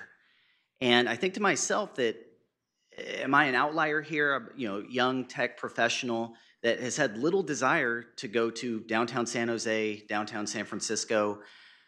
I've really tried to build and fix myself within the community of Santa Clara. And I'd like to be that voice of that young tech professional within Santa Clara, because I truly feel this is where people need to be. My parents tell me from Nashville that all the news that they read about comes not just from Silicon Valley, but from right here. And I think to myself, how can I be a part of this? There's so many new things built. When I first moved out here, it was a rumor that we would have a new stadium. Now we have a multi-billion-dollar stadium where hundreds of thousands of people are coming in throughout all of California, if not the world, to be entertained. 250,000 people come here every day to work. But I'm a resident of Santa Clara. We've built all these amazing things, and we're going to build even more things. How can the residents of Santa Clara truly reap the benefits of everything that we're doing here, and how do they feel that they're a part of it? Perhaps residents already are reaping a lot of benefits, but they're not not as clued in or not in complete understanding of how these things flow to them. I would love the opportunity to be a part of the council for this short term and learn about how these decisions are made, how you guys really create things that not only benefit California and the United States and the rest of the world, but benefit Santa Clara residents uniquely. As far as what I think I would be able to provide for all of you as a city council member, a fresh perspective. I know that some people come from 30 or 40 years of perspective on where the city has come from and where they'd like it to go. I'd really like to start with a clean slate approach and clearly understand both sides of these issues and make a clear decision that's not only a fresh perspective, but also asking a lot of people say, how did we get to this point? Sometimes there's differing opinions on how you arrive to a particular point. I would love to be that voice of, okay, don't know too much about the past here, don't know too much about the different issues at play. Let me start completely from scratch and see what sort of unique ideas I could provide. As far as a point of perspective, like I said before, being the voice of the young tech professional and also being an ambassador to this city, as a big proponent of how great it is and what it could become. I could be a good face of the city council. I could be a good representative for different ideas and how to get more people involved and more people at the council and more active. But all in all, I'd love to be a part of it. I'd love to contribute, and thank you guys for this opportunity. Thank you. Thank you. Next, we have Abhik Dutta. Good evening. Good evening, everyone. Thank you, council members, for your time, and thank you to my fellow applicants. I appreciate your desire to serve our city. I'm Abhik Dutta, and I welcome the opportunity to join the city council. I never thought I would find myself in this position. I grew up here, but I was born in Brazil and have Indian parents. Being a child in an immigrant family, I was not encouraged to pursue a career in the public sector, but I find meaning in being able to serve people. I lived in Chicago, Italy, Singapore, but I've always found my way coming back to the Bay. I worked in the environmental consulting industry for a number of years where I interacted with various municipalities throughout the state regarding environmental remediation projects and CEQA-related issues. I went to the U.S. Environmental Protection Agency, where I was a federal investigator for the Superfund sites. I led investigations on private and public municipalities and conducted financial analysis on named parties for cost recovery feasibility. This allowed me to gain familiarity with the financial capabilities of cities and counties. While I was working at the EPA, I attended Santa Clara University, where I received my MBA. I focused on marketing, entrepreneurship, and leading people and organizations. I also volunteered with SCU's Social Business Incubator, where I reviewed business plans for impact and viability. There was a time when I decided to make a career switch, and I joined Juniper Networks, where I developed and executed marketing programs and enabled our global teams and global sales teams. Unfortunately, I was laid off, a common story that many people in the tech industry experience. The good news is that I have a wife who works, so I have plenty of time to dedicate to the city. I also volunteered as an assistant coach for the San Mateo boys basketball program. I was focused on developing transferable skills from the court to everyday life. And I was fortunate to participate in the Citizens Police Academy. There I got to observe many issues our law enforcement face, and it also sparked an interest in serving my community. The city faces concerns that many larger cities experience, primarily land usage, economic development, and health and environmental safety. Specific to land usage, it is important that we maintain sustainable growth. This means we ensure that we have proper infrastructure in place to accommodate this growth.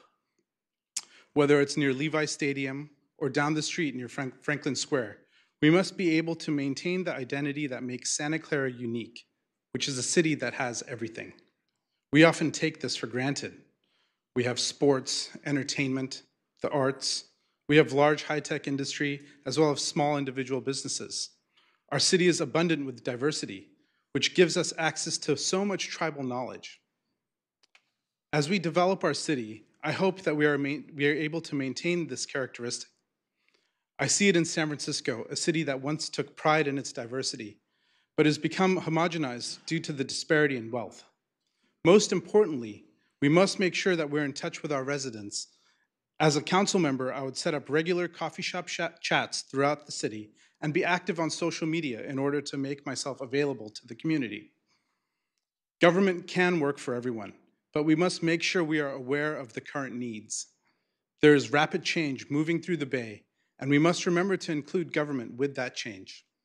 It is important that we have representatives that share our needs, our struggles, and our dreams.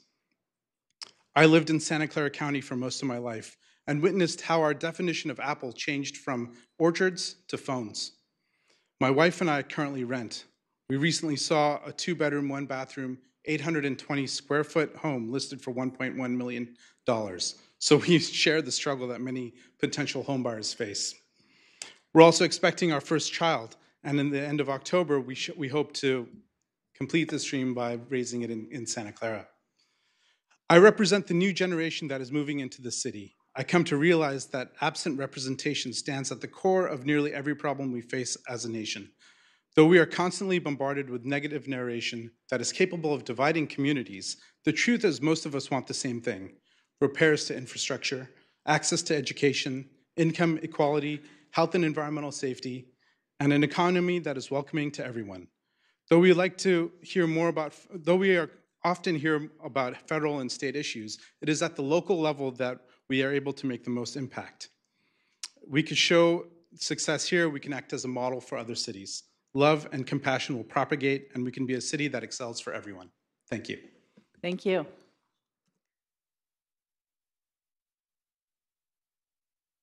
Next, we have Eversley Forte. Good evening. Good evening, Mayor and Council.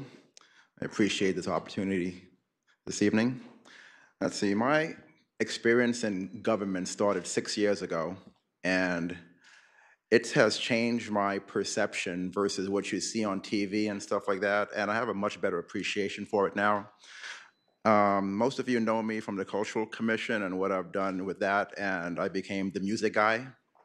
So tonight I'm going to focus on what you don't know about me, more personal stuff, and how I think and reason through problems and resolve issues.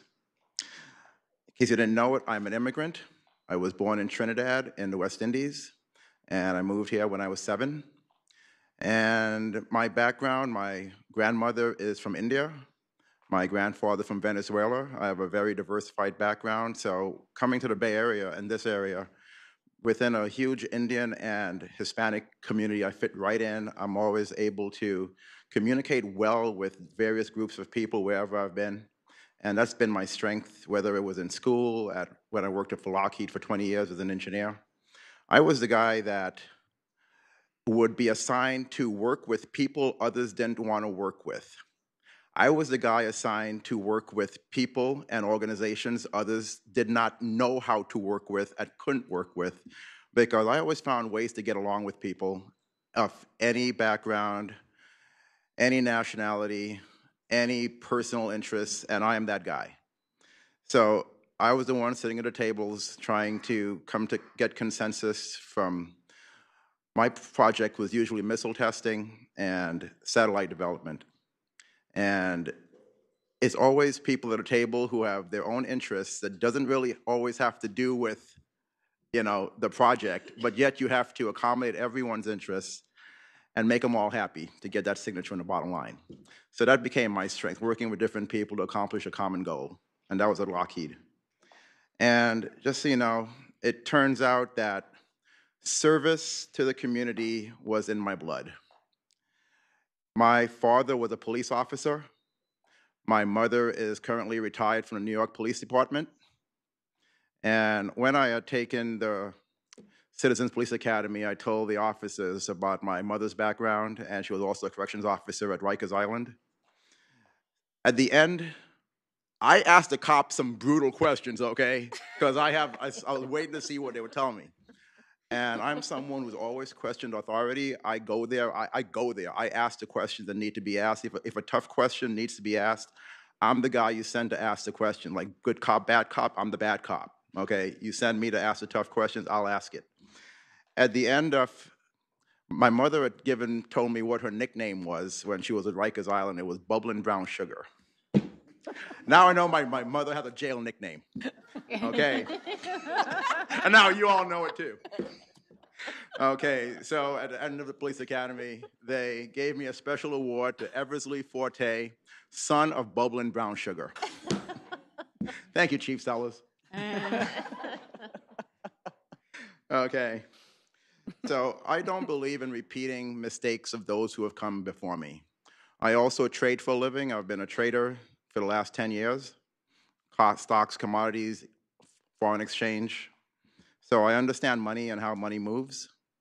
So when an issue comes up, like on a council agenda, I like to look at how other communities have dealt with the same issues that we're dealing with. I like to look at how previous councils and city manager's office has dealt with those type of situations. So that helps me not repeat those mistakes of the past and maybe have some insight into some options going forward that we may not have pursued in the past. So I do like to do research. I research a lot. Yes, Google is the best thing in the world, okay, to find information. And one thing I've learned, a couple of things I've learned over the last couple of years, when people have always questioned what's going on in Santa Clara, what's all this development, all these problems. Well, there's this thing that I found out. It's an amazing document called the General Plan and the City Charter. And it so dictates and drives a lot of the underlying decisions being made. I've been telling my neighbors about it. They're like, what's that? And I'm like, take a look at it. And they're like, wow, we never knew that type of stuff existed. So I hope to be able to get more information like that out there to the public and contribute best I possibly can. Thank you. Thank you. Excuse me. Next applicant is Hassam Hagag. Welcome. In the name of God, the compassionate, the merciful, O you who believe, stand firmly for justice as witnesses to God, even if it be against yourselves, your parents, your kin, whether it be against rich or poor, for God must be given preference over them. If you deviate from the truth in your testimony or decline to do justice, then surely God is well aware of what you do. The Holy Quran. These were the first words I ever spoke in these chambers nearly 5 years ago to this day. In fact, it was the first time I even stepped into these chambers and attended a council meeting. And I remember that date because on that agenda was my house, the Santa Clara Up House, on a chopping block, even though I was already granted permits.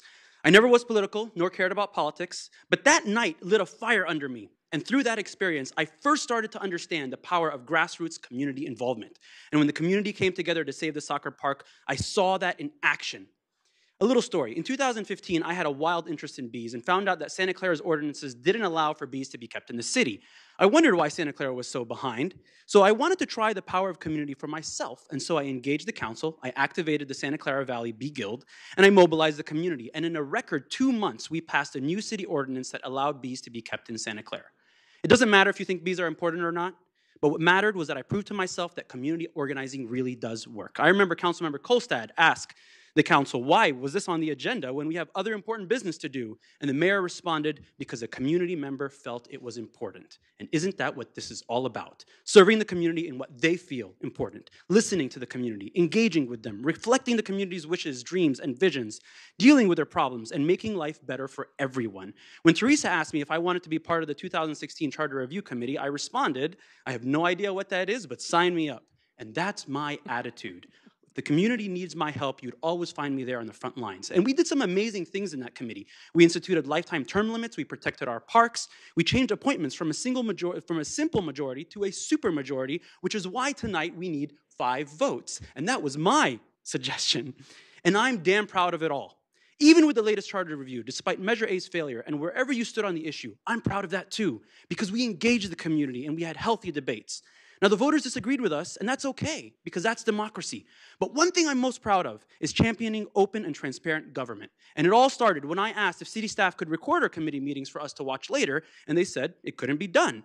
Not taking no for an answer, I recorded it myself. And soon, even the city staff who told me that it couldn't be done were asking me for the recording so they could review their notes. So I posted them online, and that is history. Thousands of views later, of city meetings that were never recorded before, and the city could no longer say that it couldn't be done or that it was too expensive, because here I was, a little kid, doing it with nothing more than my phone and a $20 tripod. So the city followed suit. And since, hundreds of residents have been able to engage with the city in ways that they never did before. And so all of these accomplishments show that I'm here to serve my community in whatever capacity the community needs. And it's proof to everyone watching at home that you don't need to be sitting on the dais to make a difference. You just need to care enough to roll up your sleeves. They say that half the battle is showing up. And so here I am, standing before you tonight to humbly request that you consider me to fill that vacancy and to continue to serve the people. If I could accomplish all what I did while not serving on council, imagine what I could accomplish if I was. We may not always agree on everything. And as a matter of fact, I've been surprised myself a few times in the last couple months when even council members Kolstad and Mahan said on the dais that they agreed with some of my positions. But even if we don't always agree, there is no doubt that I am serving the city and the great people of the city with nothing but love. If you pick me, you tick a lot of boxes. The first ethnic minority on Santa Clara's council, the first American Muslim on a South Bay council, the first millennial on city council. But it's not about identity politics. It's about filling that seat, whether by appointment or by election in November, with someone who will champion the voice of the community. I am that person. Thank you. Next, we have Kevin Heller. Good evening. Good evening. This is a really fascinating process.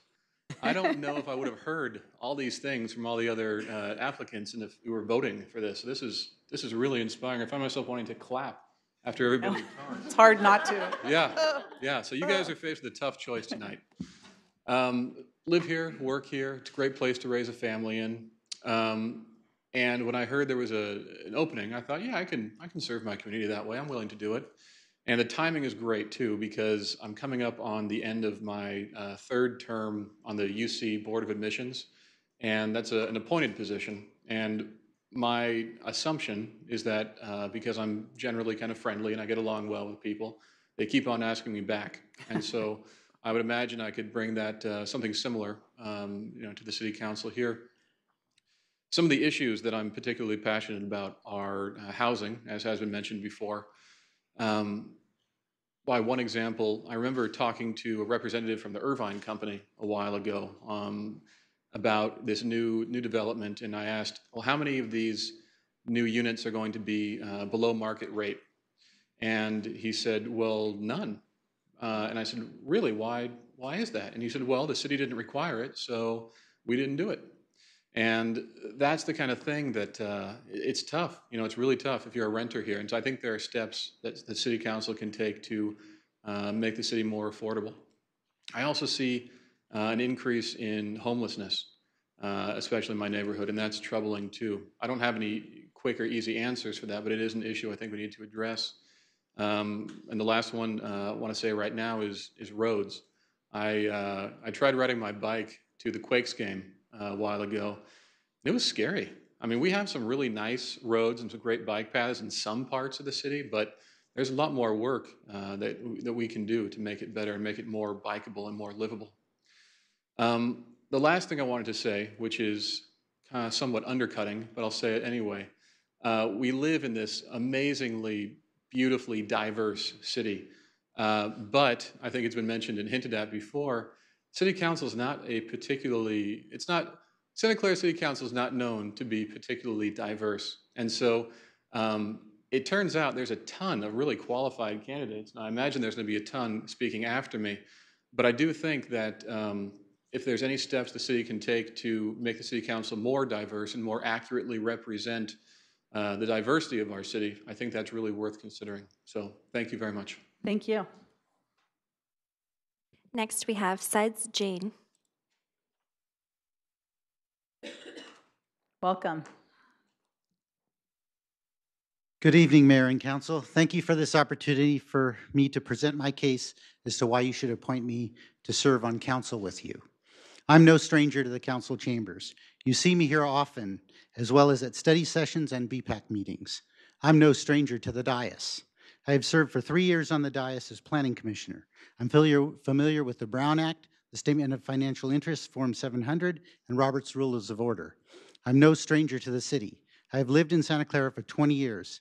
My son in the back, attended Washington Open Elementary and Santa Clara High. My wife, Lori, works at Santa Clara University. I've participated in the HEAT CERT trainings, Leadership Santa Clara Citizens Police Academy. I'm the vice president of the Old Quad Residents Association. I'm the secretary for the Citizens Advisory Committee. I have worked on issues with Dave Staub, Larry Owens, Rod Diridon, and Gaurav Garg on the city staff, and feel that I have pretty good relationships with many other staff members. I hope you had a chance to read the strong letter of reference from Larry Owens in your packets. I am no stranger to public service. Since I retired from a senior management position at Broadcom Corp in 1998, I've committed myself full-time to public service and volunteer service. I co-founded Santa Clara Unified's very first high school robotics team at Wilcox High School 4 years ago. As you know, our team made it to the Super Regionals in Spokane, Washington this past March. Thank you, Council, for supporting our team with a grant of $2,000. I received the Volunteer of the Year Award for Wilcox High School from the Santa Clara Unified School District Board for my work with the team. I was also committee chair of Cub Scout Pack 32.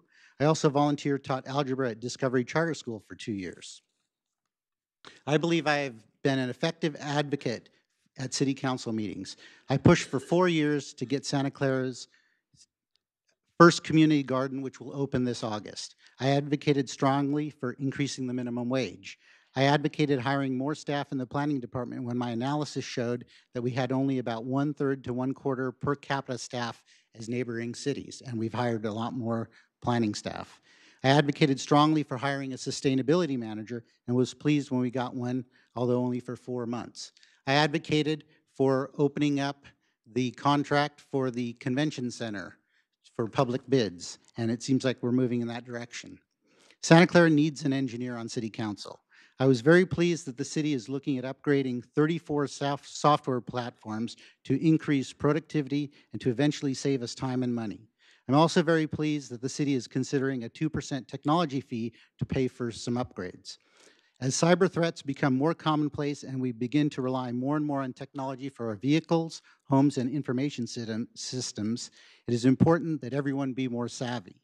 Also, since our electric utility represents more than half of our city's budget, it would be useful to have an electrical engineer on the dais. I am deeply committed to increasing transparency. I pushed for video recording and broadcasting of Planning Commission meetings. Early agendas. Now council agendas come out on Thursday rather than Fridays. I'm still pushing for them to come out a full week before council meetings, as the mayor had promised at one point.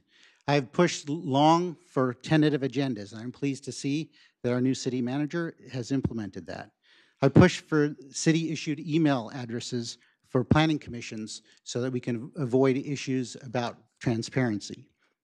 Many people have suggested that Santa Clara move to a full-time council. I know how hard all of you work. Serving on the council is at least a half-time job. You serve on a lot of committees. I noticed that Dominic Caserta didn't serve on many committees because he had a full-time job. I don't think that was fair. As a retired person, I have the time to attend agency meetings, meet with developers and residents, and to prepare for council meetings. The council packet tonight is over 1,800 pages. That's a huge time commitment that I'm willing to make. Finally, I have run for city council before, and I believe that I ran a solid campaign. Unlike some others who are applying, I am fully committed to running in November. Last time I ran as a corporate-free candidate, meaning that I took no money from special interests. That means no money from the 49ers, no money from developers, no money from unions, no money from the chamber, and no money from nonprofits. I intend to run again as a corporate-free candidate in November. Thank you very much for your consideration. Thank you. And for anyone who's following along alphabetically, the next two candidates, Ms. Krishnan and Ms. Lay, are the two that have withdrawn since this presentation was put together. So we will move down to Kevin McMahon. Thank you. Good evening. Good evening. Thank you, Mayor. Thank you, Council. My name is Kevin McMahon. Thank you for giving me the opportunity to present myself as a candidate for the open council seat number 5. I am humbled for this chance in spite of the bizarre circumstances that brings us here tonight. I'm a 61-year-old divorced grandfather, a self-employed regular guy from the suburbs. I live on DePaul Place, about 3 blocks from Wilcox High School, north of El Camino Real. I attended Briarwood Elementary, Jefferson Junior High, now a multi-story high-density housing complex. I graduated from Bellarmine College Prep. I was blessed to be able to graduate from Oregon State University in Corvallis, Oregon with a Bachelor of Science degree. I love Santa Clara. I get along with my neighbors. I actually wave to them when I'm driving down the street. It's funny because they look at me weird and then they end up waving back. It's an awesome feeling. I'm a frequent user of the Senior Citizen Center. I love our libraries. Our streets are clean, utility costs are fair. Our police and fire departments are responsive and professional. Good job, Santa Clara. I'm a nonpartisan voter. I'm not connected to City Hall. I know none of the council members personally. On the other hand, I'm not part of some disenfranchised victim group. I'm as franchised as I want to be. I'm part of the ordinary Santa Claran class, as I would call it. No more, no less. I use my education experience and common sense when considering candidates and issues, not party affiliation. Santa Clara has a good reputation for fiscal responsibility. I'm a fiscally conservative, limited government advocate. If it ain't broke, don't fix it. If it is broke, fix it immediately. I think our city staff and employees are second to none. You guys do a great job. Our duty as representatives is to provide common sense stewardship. Let's not screw it up.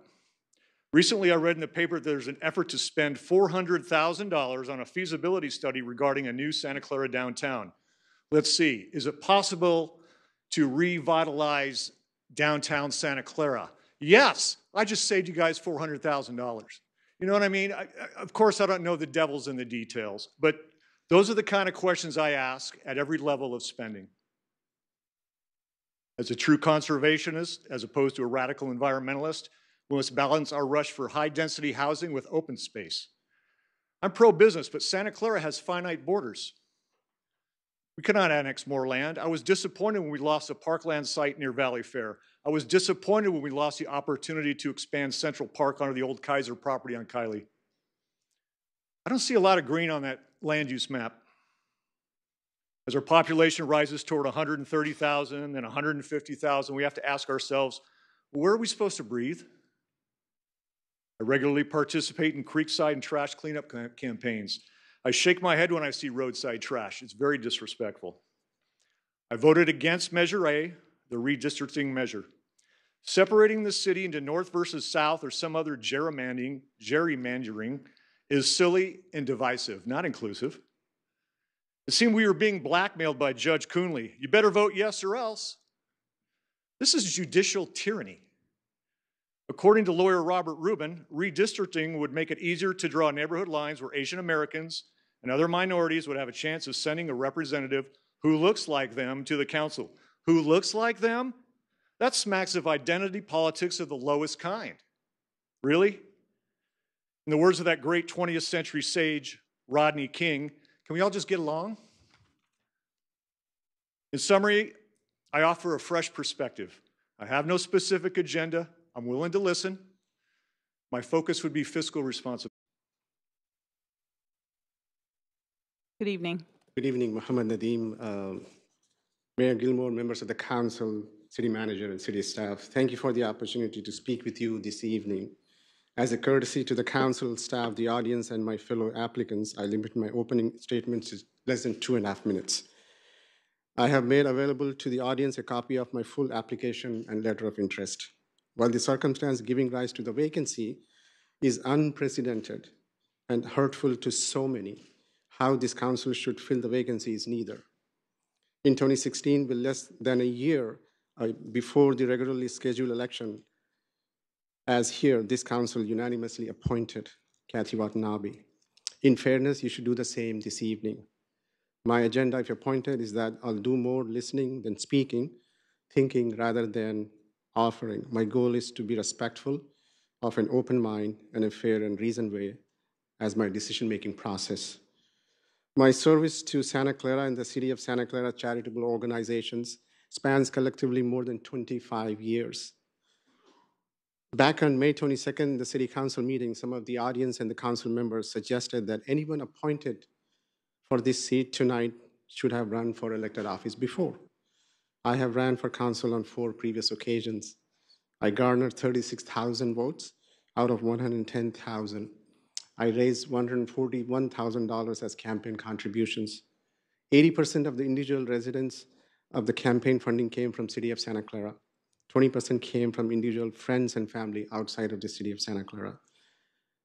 No special interest money or developer money has been solicited or contributed to my knowledge of any campaigns. If appointed, I would run for election. Would I run for election in November? Who knows? We all have obligations, family and friends in the community. But what I can guarantee you tonight is that I'm going to do the best I can. Thank you for your courtesies and consideration. Thank you. Thank you. Next, we have Vincent Navarro. Good evening. Good evening. Thank you, council members and city staff, for this opportunity to speak before you this evening about visual aid. This is a photo that I took back in 1994 on Lafayette Street. This is one of 2 old farmhouses that stood where the Fuller Street Park is now. In the background is the Mission City Center building, where actually I work now for a mid-sized management consulting firm called Trians. I captured 2 generations of time in this picture, one being the old, which eventually gave way to the new. It's like a grandparent and an old child.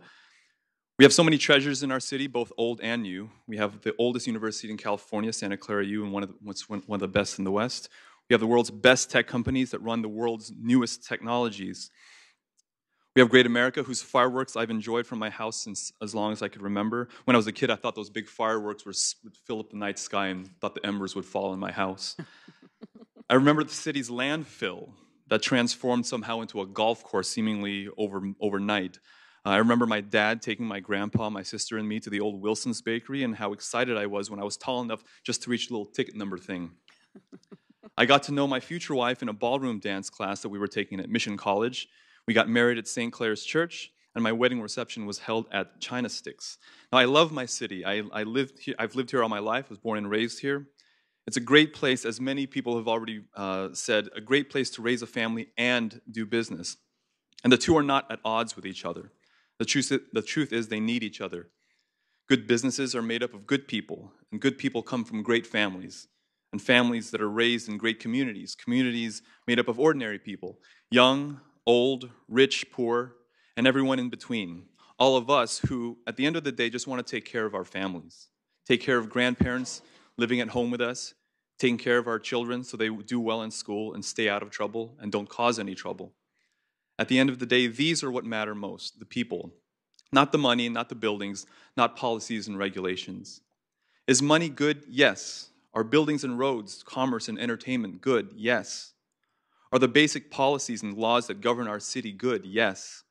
But they're good only by the measure in which they serve the long-term well-being of the youth and the elderly and those entrusted to our care. Because they're truly the heartbeat of the community. And why do I say this? Because they keep us going. They're really what keeps us ticking. They remind us ultimately the reason why we enact the laws, why we improve roads, why we work, why we play, and why we spend tax dollars. Now, how we spend, obviously, what we fund, where we build are all debatable for sure. But I don't believe the why is debatable at all. I understand debating these challenges can get tiresome and messy, much like a family that fights at the dinner table but still stays for dessert. But when we're united in our common purpose, the what we do and how we do it becomes much, much clearer. My day job is in project management and consulting, and I have 14 years of sales and business operations experience. I'm also an Agile certified Scrum Master, which basically means it's my job to keep teams focused on the what as well as the why. If selected as a member of the City Council, I promise to bring my best, to be a good listener, be a voice for the community, and those who otherwise might feel unheard. That I'll come prepared to all meetings, I'll be on time, and that I'll be honest and forthcoming.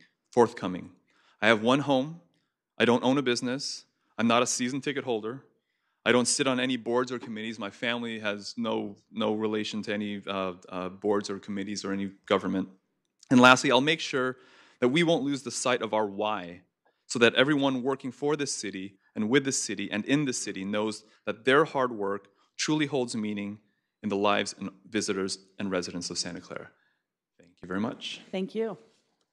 Next, we have Kevin Park.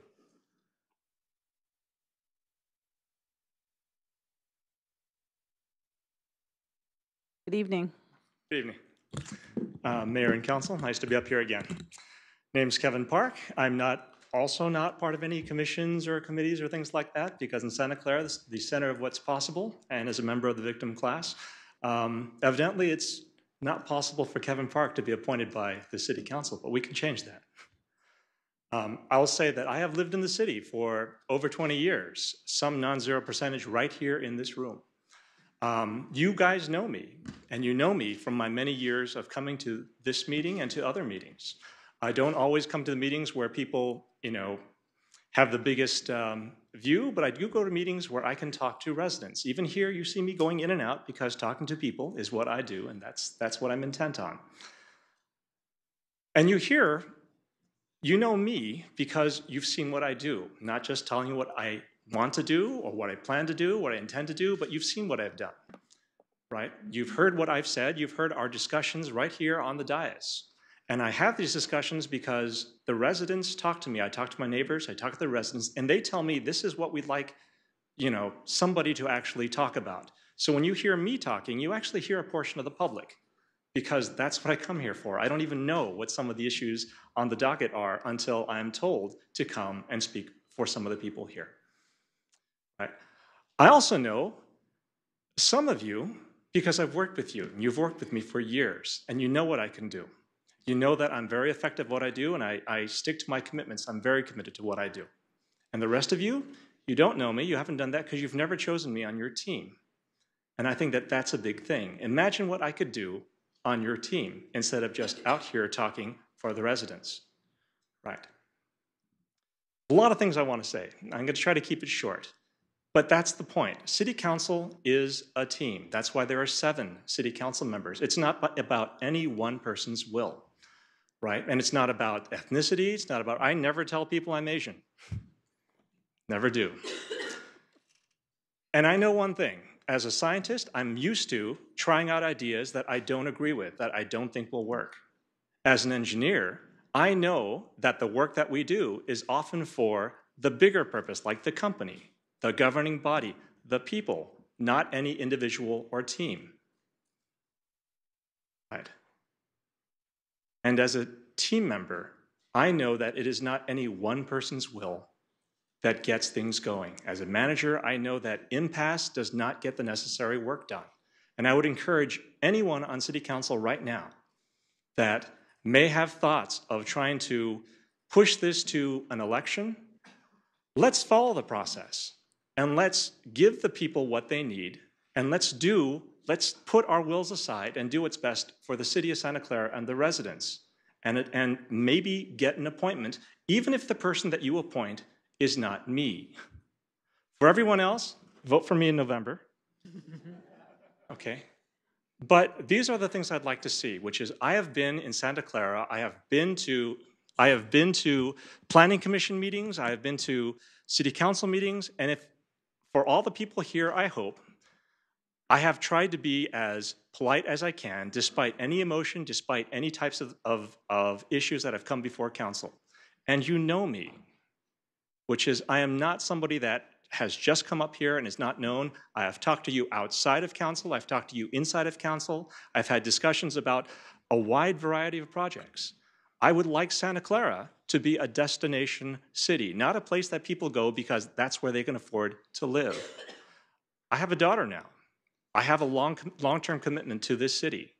And I want a place where, not just housing is unaffordable for young people, we have to realize that even older people that own their houses cannot keep pace with the rising costs of utilities and the receding commercial and retail lines. We need to realize that the city is much more than just young people, old people, and it's certainly more than just engineers. Right. Anyways, I'd like you to consider this, and even if you're not considering me, because I know it's very difficult for you to consider me, some of you, but pick someone. Thank you. Thank you. Next, we have Laura Ruffalo.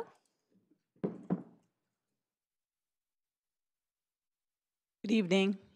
Good evening. Is this, I can't hear if it's transmitting. Okay, Do I need to bring now it down? Is that better? That's a little bit better. Okay, right. hello.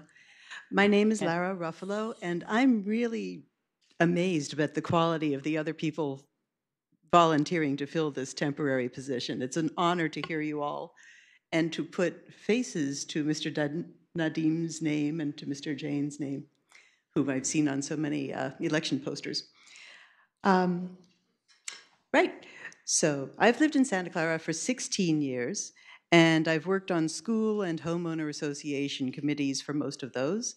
I've served as treasurer and secretary and president of my local PTA and homeowners board. I have volunteered as a docent in Rancho San Antonio and with homeless youth in San Jose. I've worked as an English professor in Taiwan and New Zealand and as a science education researcher in Singapore. So my interests and experience are diverse. I've helped my neighbors in Pomeroy Green work with the City Planning Commission on issues of parcel redevelopment at 1075 Pomeroy, as you are well acquainted with, and on street tree replacement. So I've become very well acquainted with the general plan and with some of the rules and options for landscaping and development zones. I'm always excited to hear about more trees. I really like Santa Clara, like everybody else here. I was most impressed with the Santa Clara Streets Department when I wrote them a letter detailing the spots in my neighborhood where the sidewalks were dangerously uneven because of tree roots. And a few months later, those spots were evened out and made safe for pedestrians. Most recently, I was gleeful when I wrote to the city a letter suggesting improvements in the pedestrian crosswalk at Benton Street across from Santa Clara High School at Moraga, where there was an annual wreck and people kept getting hit. And eventually a traffic light was put there.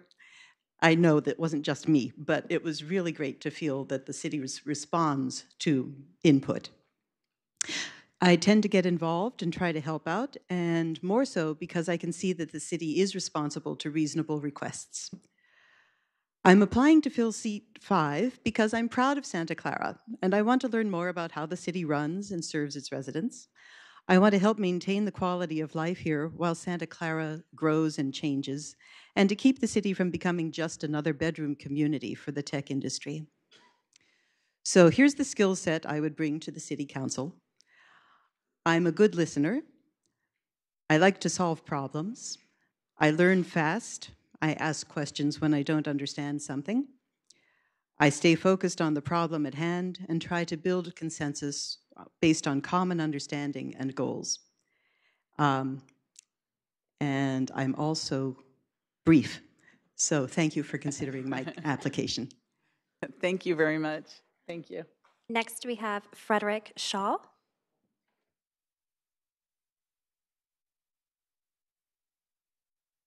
Good evening.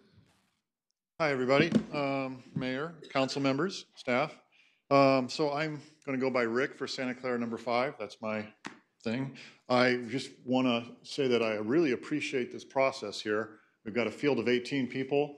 I think everybody's got great ideas, and really happy to hear that. So my name is Frederick Armstrong Shaw, but everybody calls me Rick. I've been a resident since 1990s.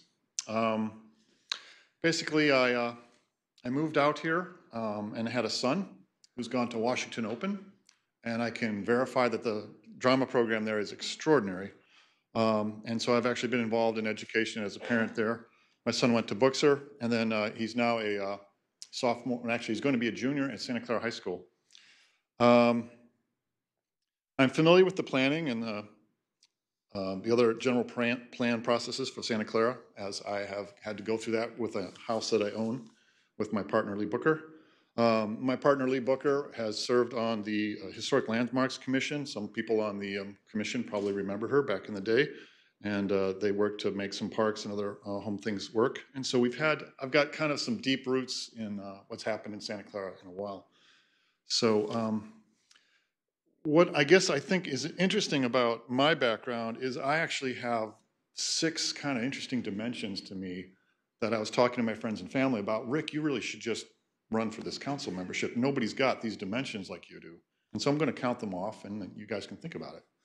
So I'm a renter. Yes, I own a house with my partner, Lee Booker, at 466 Madison in the Old Quad. And so I know about Franklin Mall and the Saturday getting my Indian food and things like that. But I also understand the frustrations of the renters in this place because I live near Apple, and the amount of traffic we're getting there, the amount of crime we're having in the parking lots. I understand both being a homeowner and a renter, okay?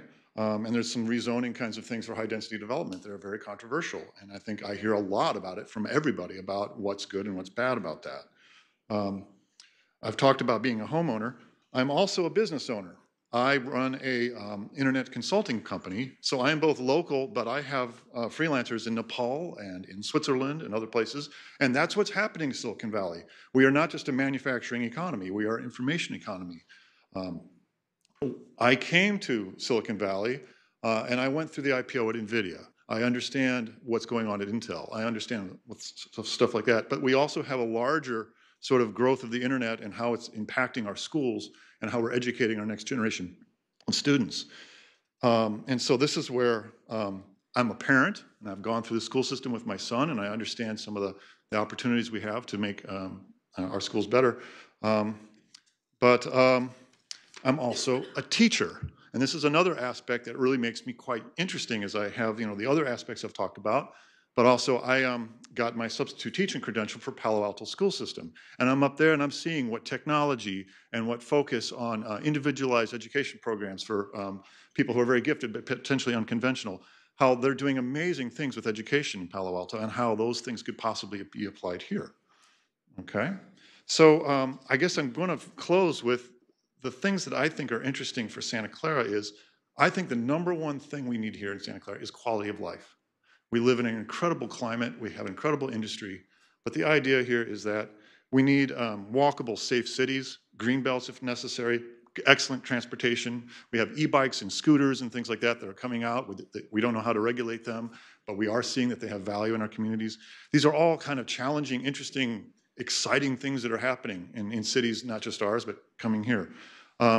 We have education in schools that need equipment and staff and facilities and curriculum that helps our internet youth, the millennials and things like that, understand how to be productive citizens in the new economy, which even I, as someone who's over 40, well over 40, I'm constantly learning how to be effective in this new world of the internet. We also have basically, we have an amazing power company that I understand is carbon neutral, which is an amazing thing for Santa Clara. Maybe I'm wrong on that, but that's what I thought I read. Quality of our air and things like this, we really have to work on quality of life for our citizens. And so I think the thing that I'd like to leave with you is that if I'm able to serve, and if I serve well, who knows, maybe I'll run with my colleagues here. And what a great way to trial out a guy is to appoint somebody like myself. But the overall focus is high quality of life for all of our citizens.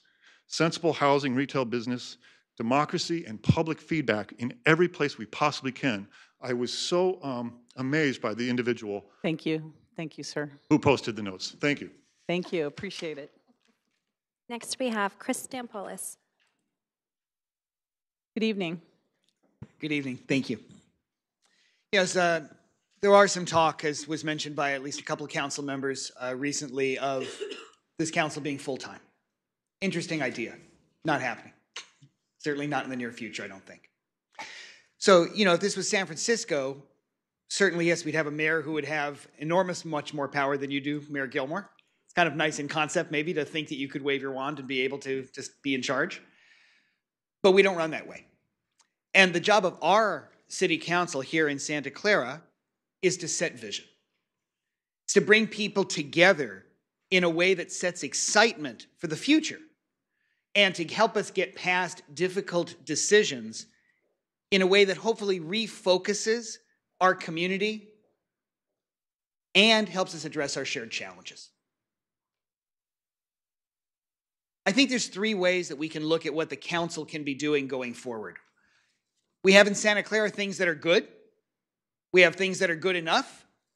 And we have a number of things that simply aren't good enough. And I think often in Santa Clara, we're really reluctant to spend our time on focusing on the parts what's not good enough. We all love Santa Clara. We wouldn't have been here as long as we have been as residents if we didn't. So for myself, I moved here in 1983. I grew up in Los Angeles. Somebody mentioned previously about having gone to Bellarmine. I went to Bellarmine's Brothers School, Loyola, down in LA. Came up here, went to Santa Clara U, stuck around afterwards. So my bachelor's degrees in political science and French, my master's degrees in pastoral ministry, catechetics from Santa Clara, a law degree as well. But, I think for all the talk about diversity, the real challenge for our council is inclusion. Where are we not good enough about inclusion? Our children here in Santa Clara need homework centers. I think that's one thing we have not heard from all the many wonderful comments from the other folks stepping up tonight is about our kids. We need to improve community literacy, STEM skills, future job opportunities. From the first bell of the day to the last bell of the day, that is the responsibility of our school system. But from the last bell of the day to the first bell of the next day, I've always thought that has to fall here. I've been very graced to have spent 4 years on the Historic and Landmarks Commission, 6 years as a planning commissioner, 12 years as one of your elected officials representing you on the education boards here in town. And I would say that I think one thing I can certainly be proud of is whether it's folks who've agreed with me or folks with whom I haven't agreed, I think everybody would always say that I come to meetings prepared. And if I'm joining you as a city council member, I can certainly pledge that the same way I did when I served as a planning commissioner, in that one chair for some time, was to always come with that packet prepared and well ready to go to discuss the issues. We do need to expand our sister city program. That's just one issue. I know I've mentioned it here before in past years, but we really do have to include India, the Philippines, and Mexico. If one looks right now at the children who are enrolled in our public school system, 40% of our students in the Santa Clara Unified School District are of Latino background. More than 30% are of various Asian American backgrounds, a significant portion of which are from India and from the Philippines. People of European descent are our third size in terms of percentage. So if we're looking ahead as a council, where are we not good enough? Maybe we're not quite yet good enough in giving the type of instruction to the city manager and staff to say that, you know what, folks, we're not going to do it ourselves as a council. We're not the staff. But we absolutely have to prioritize figuring out how do we make sure that today's kids are going to want to be here in 5 years, in 10 years, in 20 years, in 30 years. Those numbers are real. They're not going away. They might be painful, but we've got to figure out some way to realistically address those. After decades of growth, we still need enhanced code enforcement on El Camino Real. We need to spark business investment for strip mall redevelopment and cleanup. And although City Council is not staff and it's staff professionals that implement the vision, Council does have to set the vision. We have to handle occasional disputes and be comfortable supporting the city manager, but also having to hold the city manager accountable at times. You know, I look back on my years as an appointed official for the city, and I am proud that certain ideas that I was able to bring up those many years ago were put into action. A number of issues on education boards were put into action. I look forward for the opportunity to answer more questions during the interview process. I hope you give me that privilege. Thank you. Thank you. Next, we have Susan Salinas.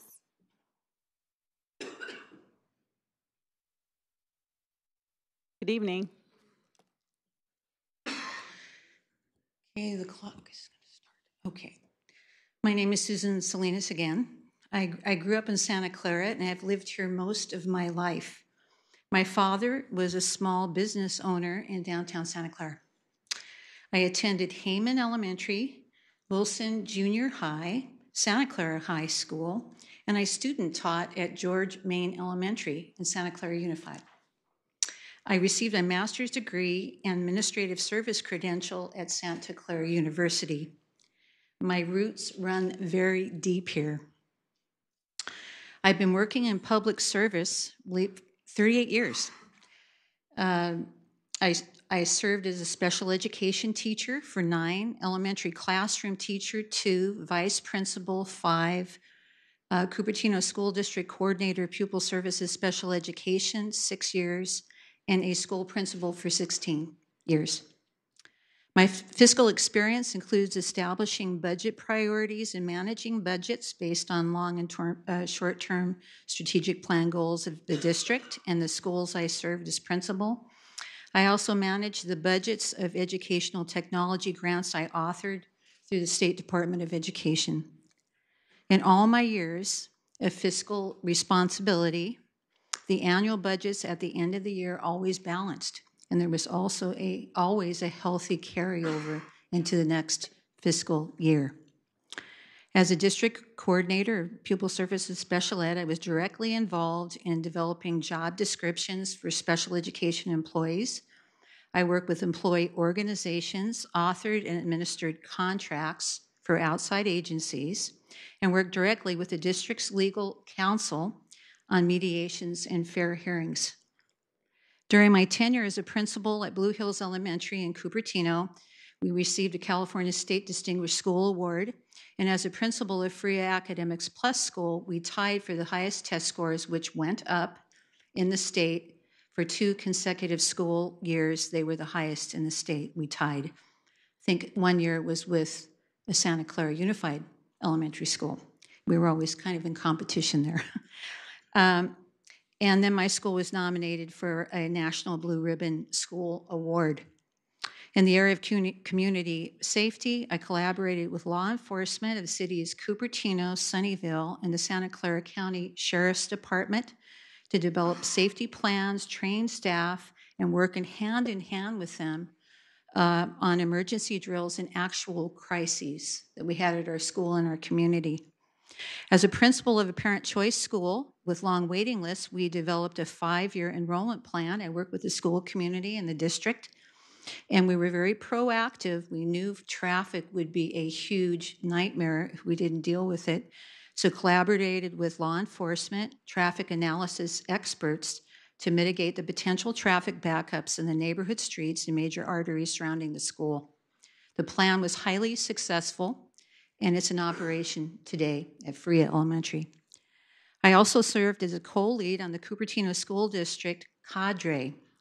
Its charge was to facilitate the change process between the school district and the community, to come to consensus on broad district issues such as boundary changes, possible school closures and mergers, curriculum changes, and facilitate conflict resolution in departments and schools.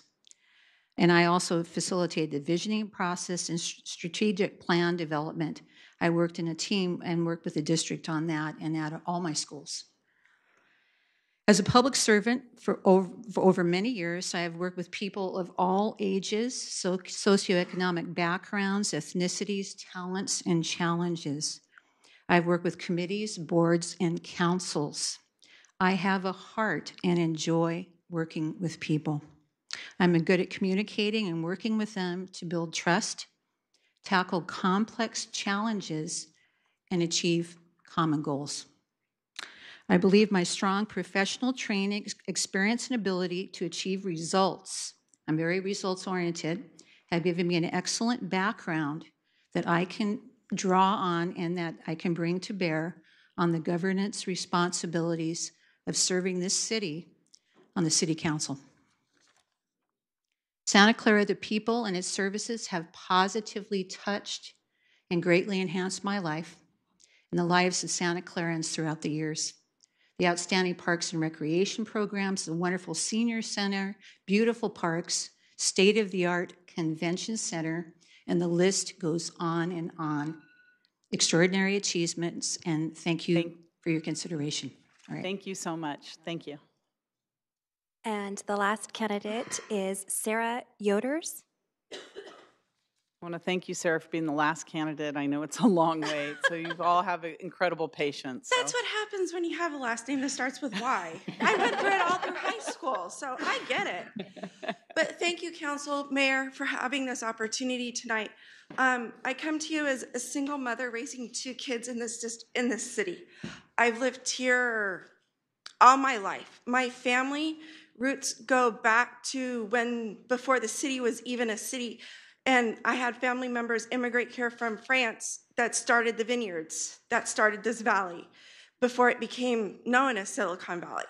I come here today because I believe part of my background will help in filling the council seat that you have open, but it will also help expand the opportunities that the council could possibly have in reaching not only our younger constituents who need to understand council or measures that are put on the ballot, but that we need to engage everybody, not just the general population that thinks, oh, we need to go and have this or we need to go and have that.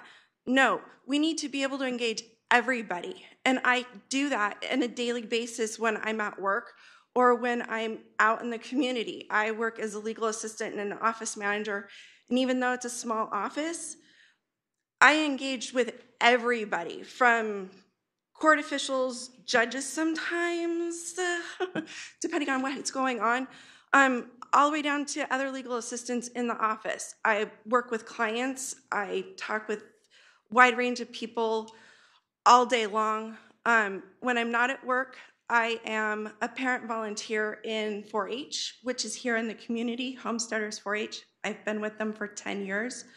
My oldest son, who's autistic, he's going to be 21 in August, and he's been a member of them for the last 10 years as well.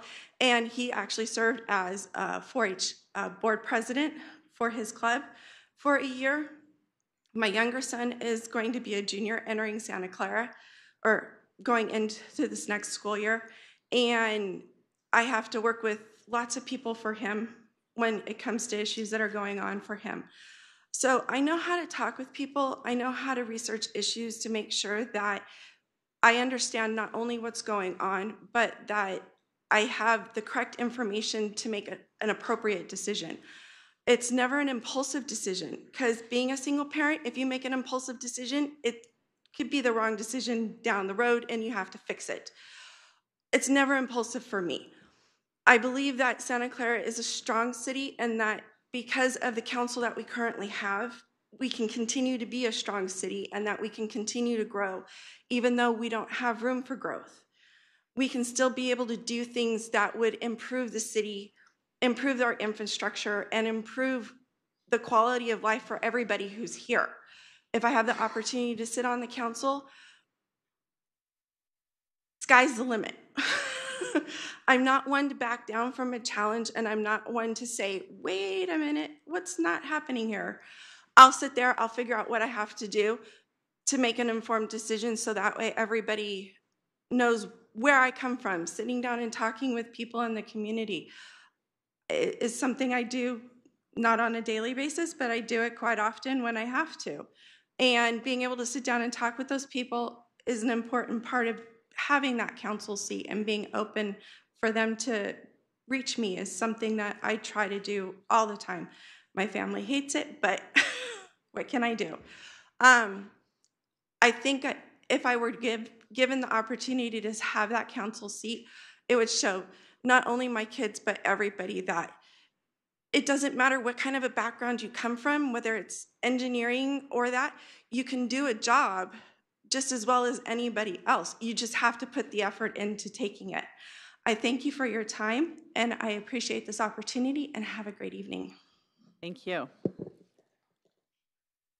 Could we give everyone a hand? Because I wanted to clap so many times. Thank you.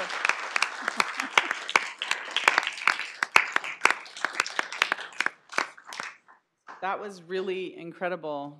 There's some incredible applicants here, and I know some have been commissioners, some are new to the city and are just starting involvement and want to get involved. But I think what's most important is there's a lot of desire out there from our applicants, a desire to serve and a desire to serve the city. So thank you all for applying. This is going to be a really tough process for us because of so many well-deserving applicants here. And I do wish we had more seats available, but we will in November. So I think we'll wait for Councilmember O'Neill to come right back. And so right now, it's up to the council to decide how many applicants we would like to rank, I think, which is our next step. And so I have Vice Mayor, your light is on.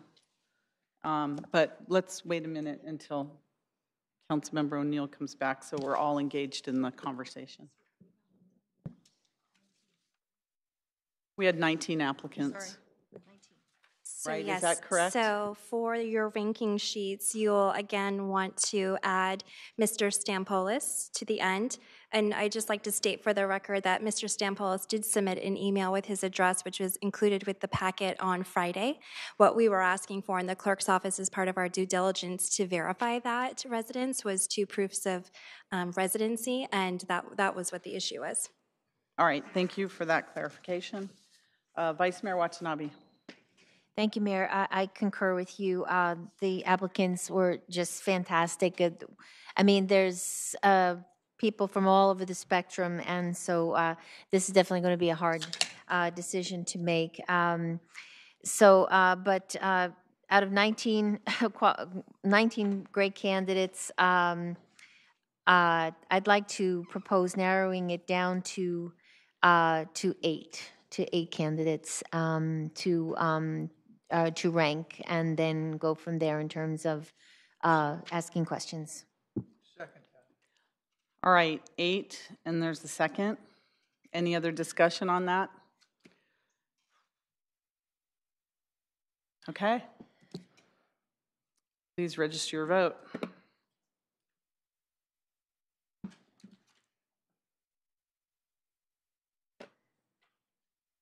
Is everyone registered to vote? I need call stats. Sir? And that passes unanimously. All right, so I'm going to ask that we take a 10-minute break while the council does their ranking. We need some time. If that's okay, does that work for everyone? Just stretch your legs and. Can I ask a quick question? Yeah. Yes. Are we doing this out loud?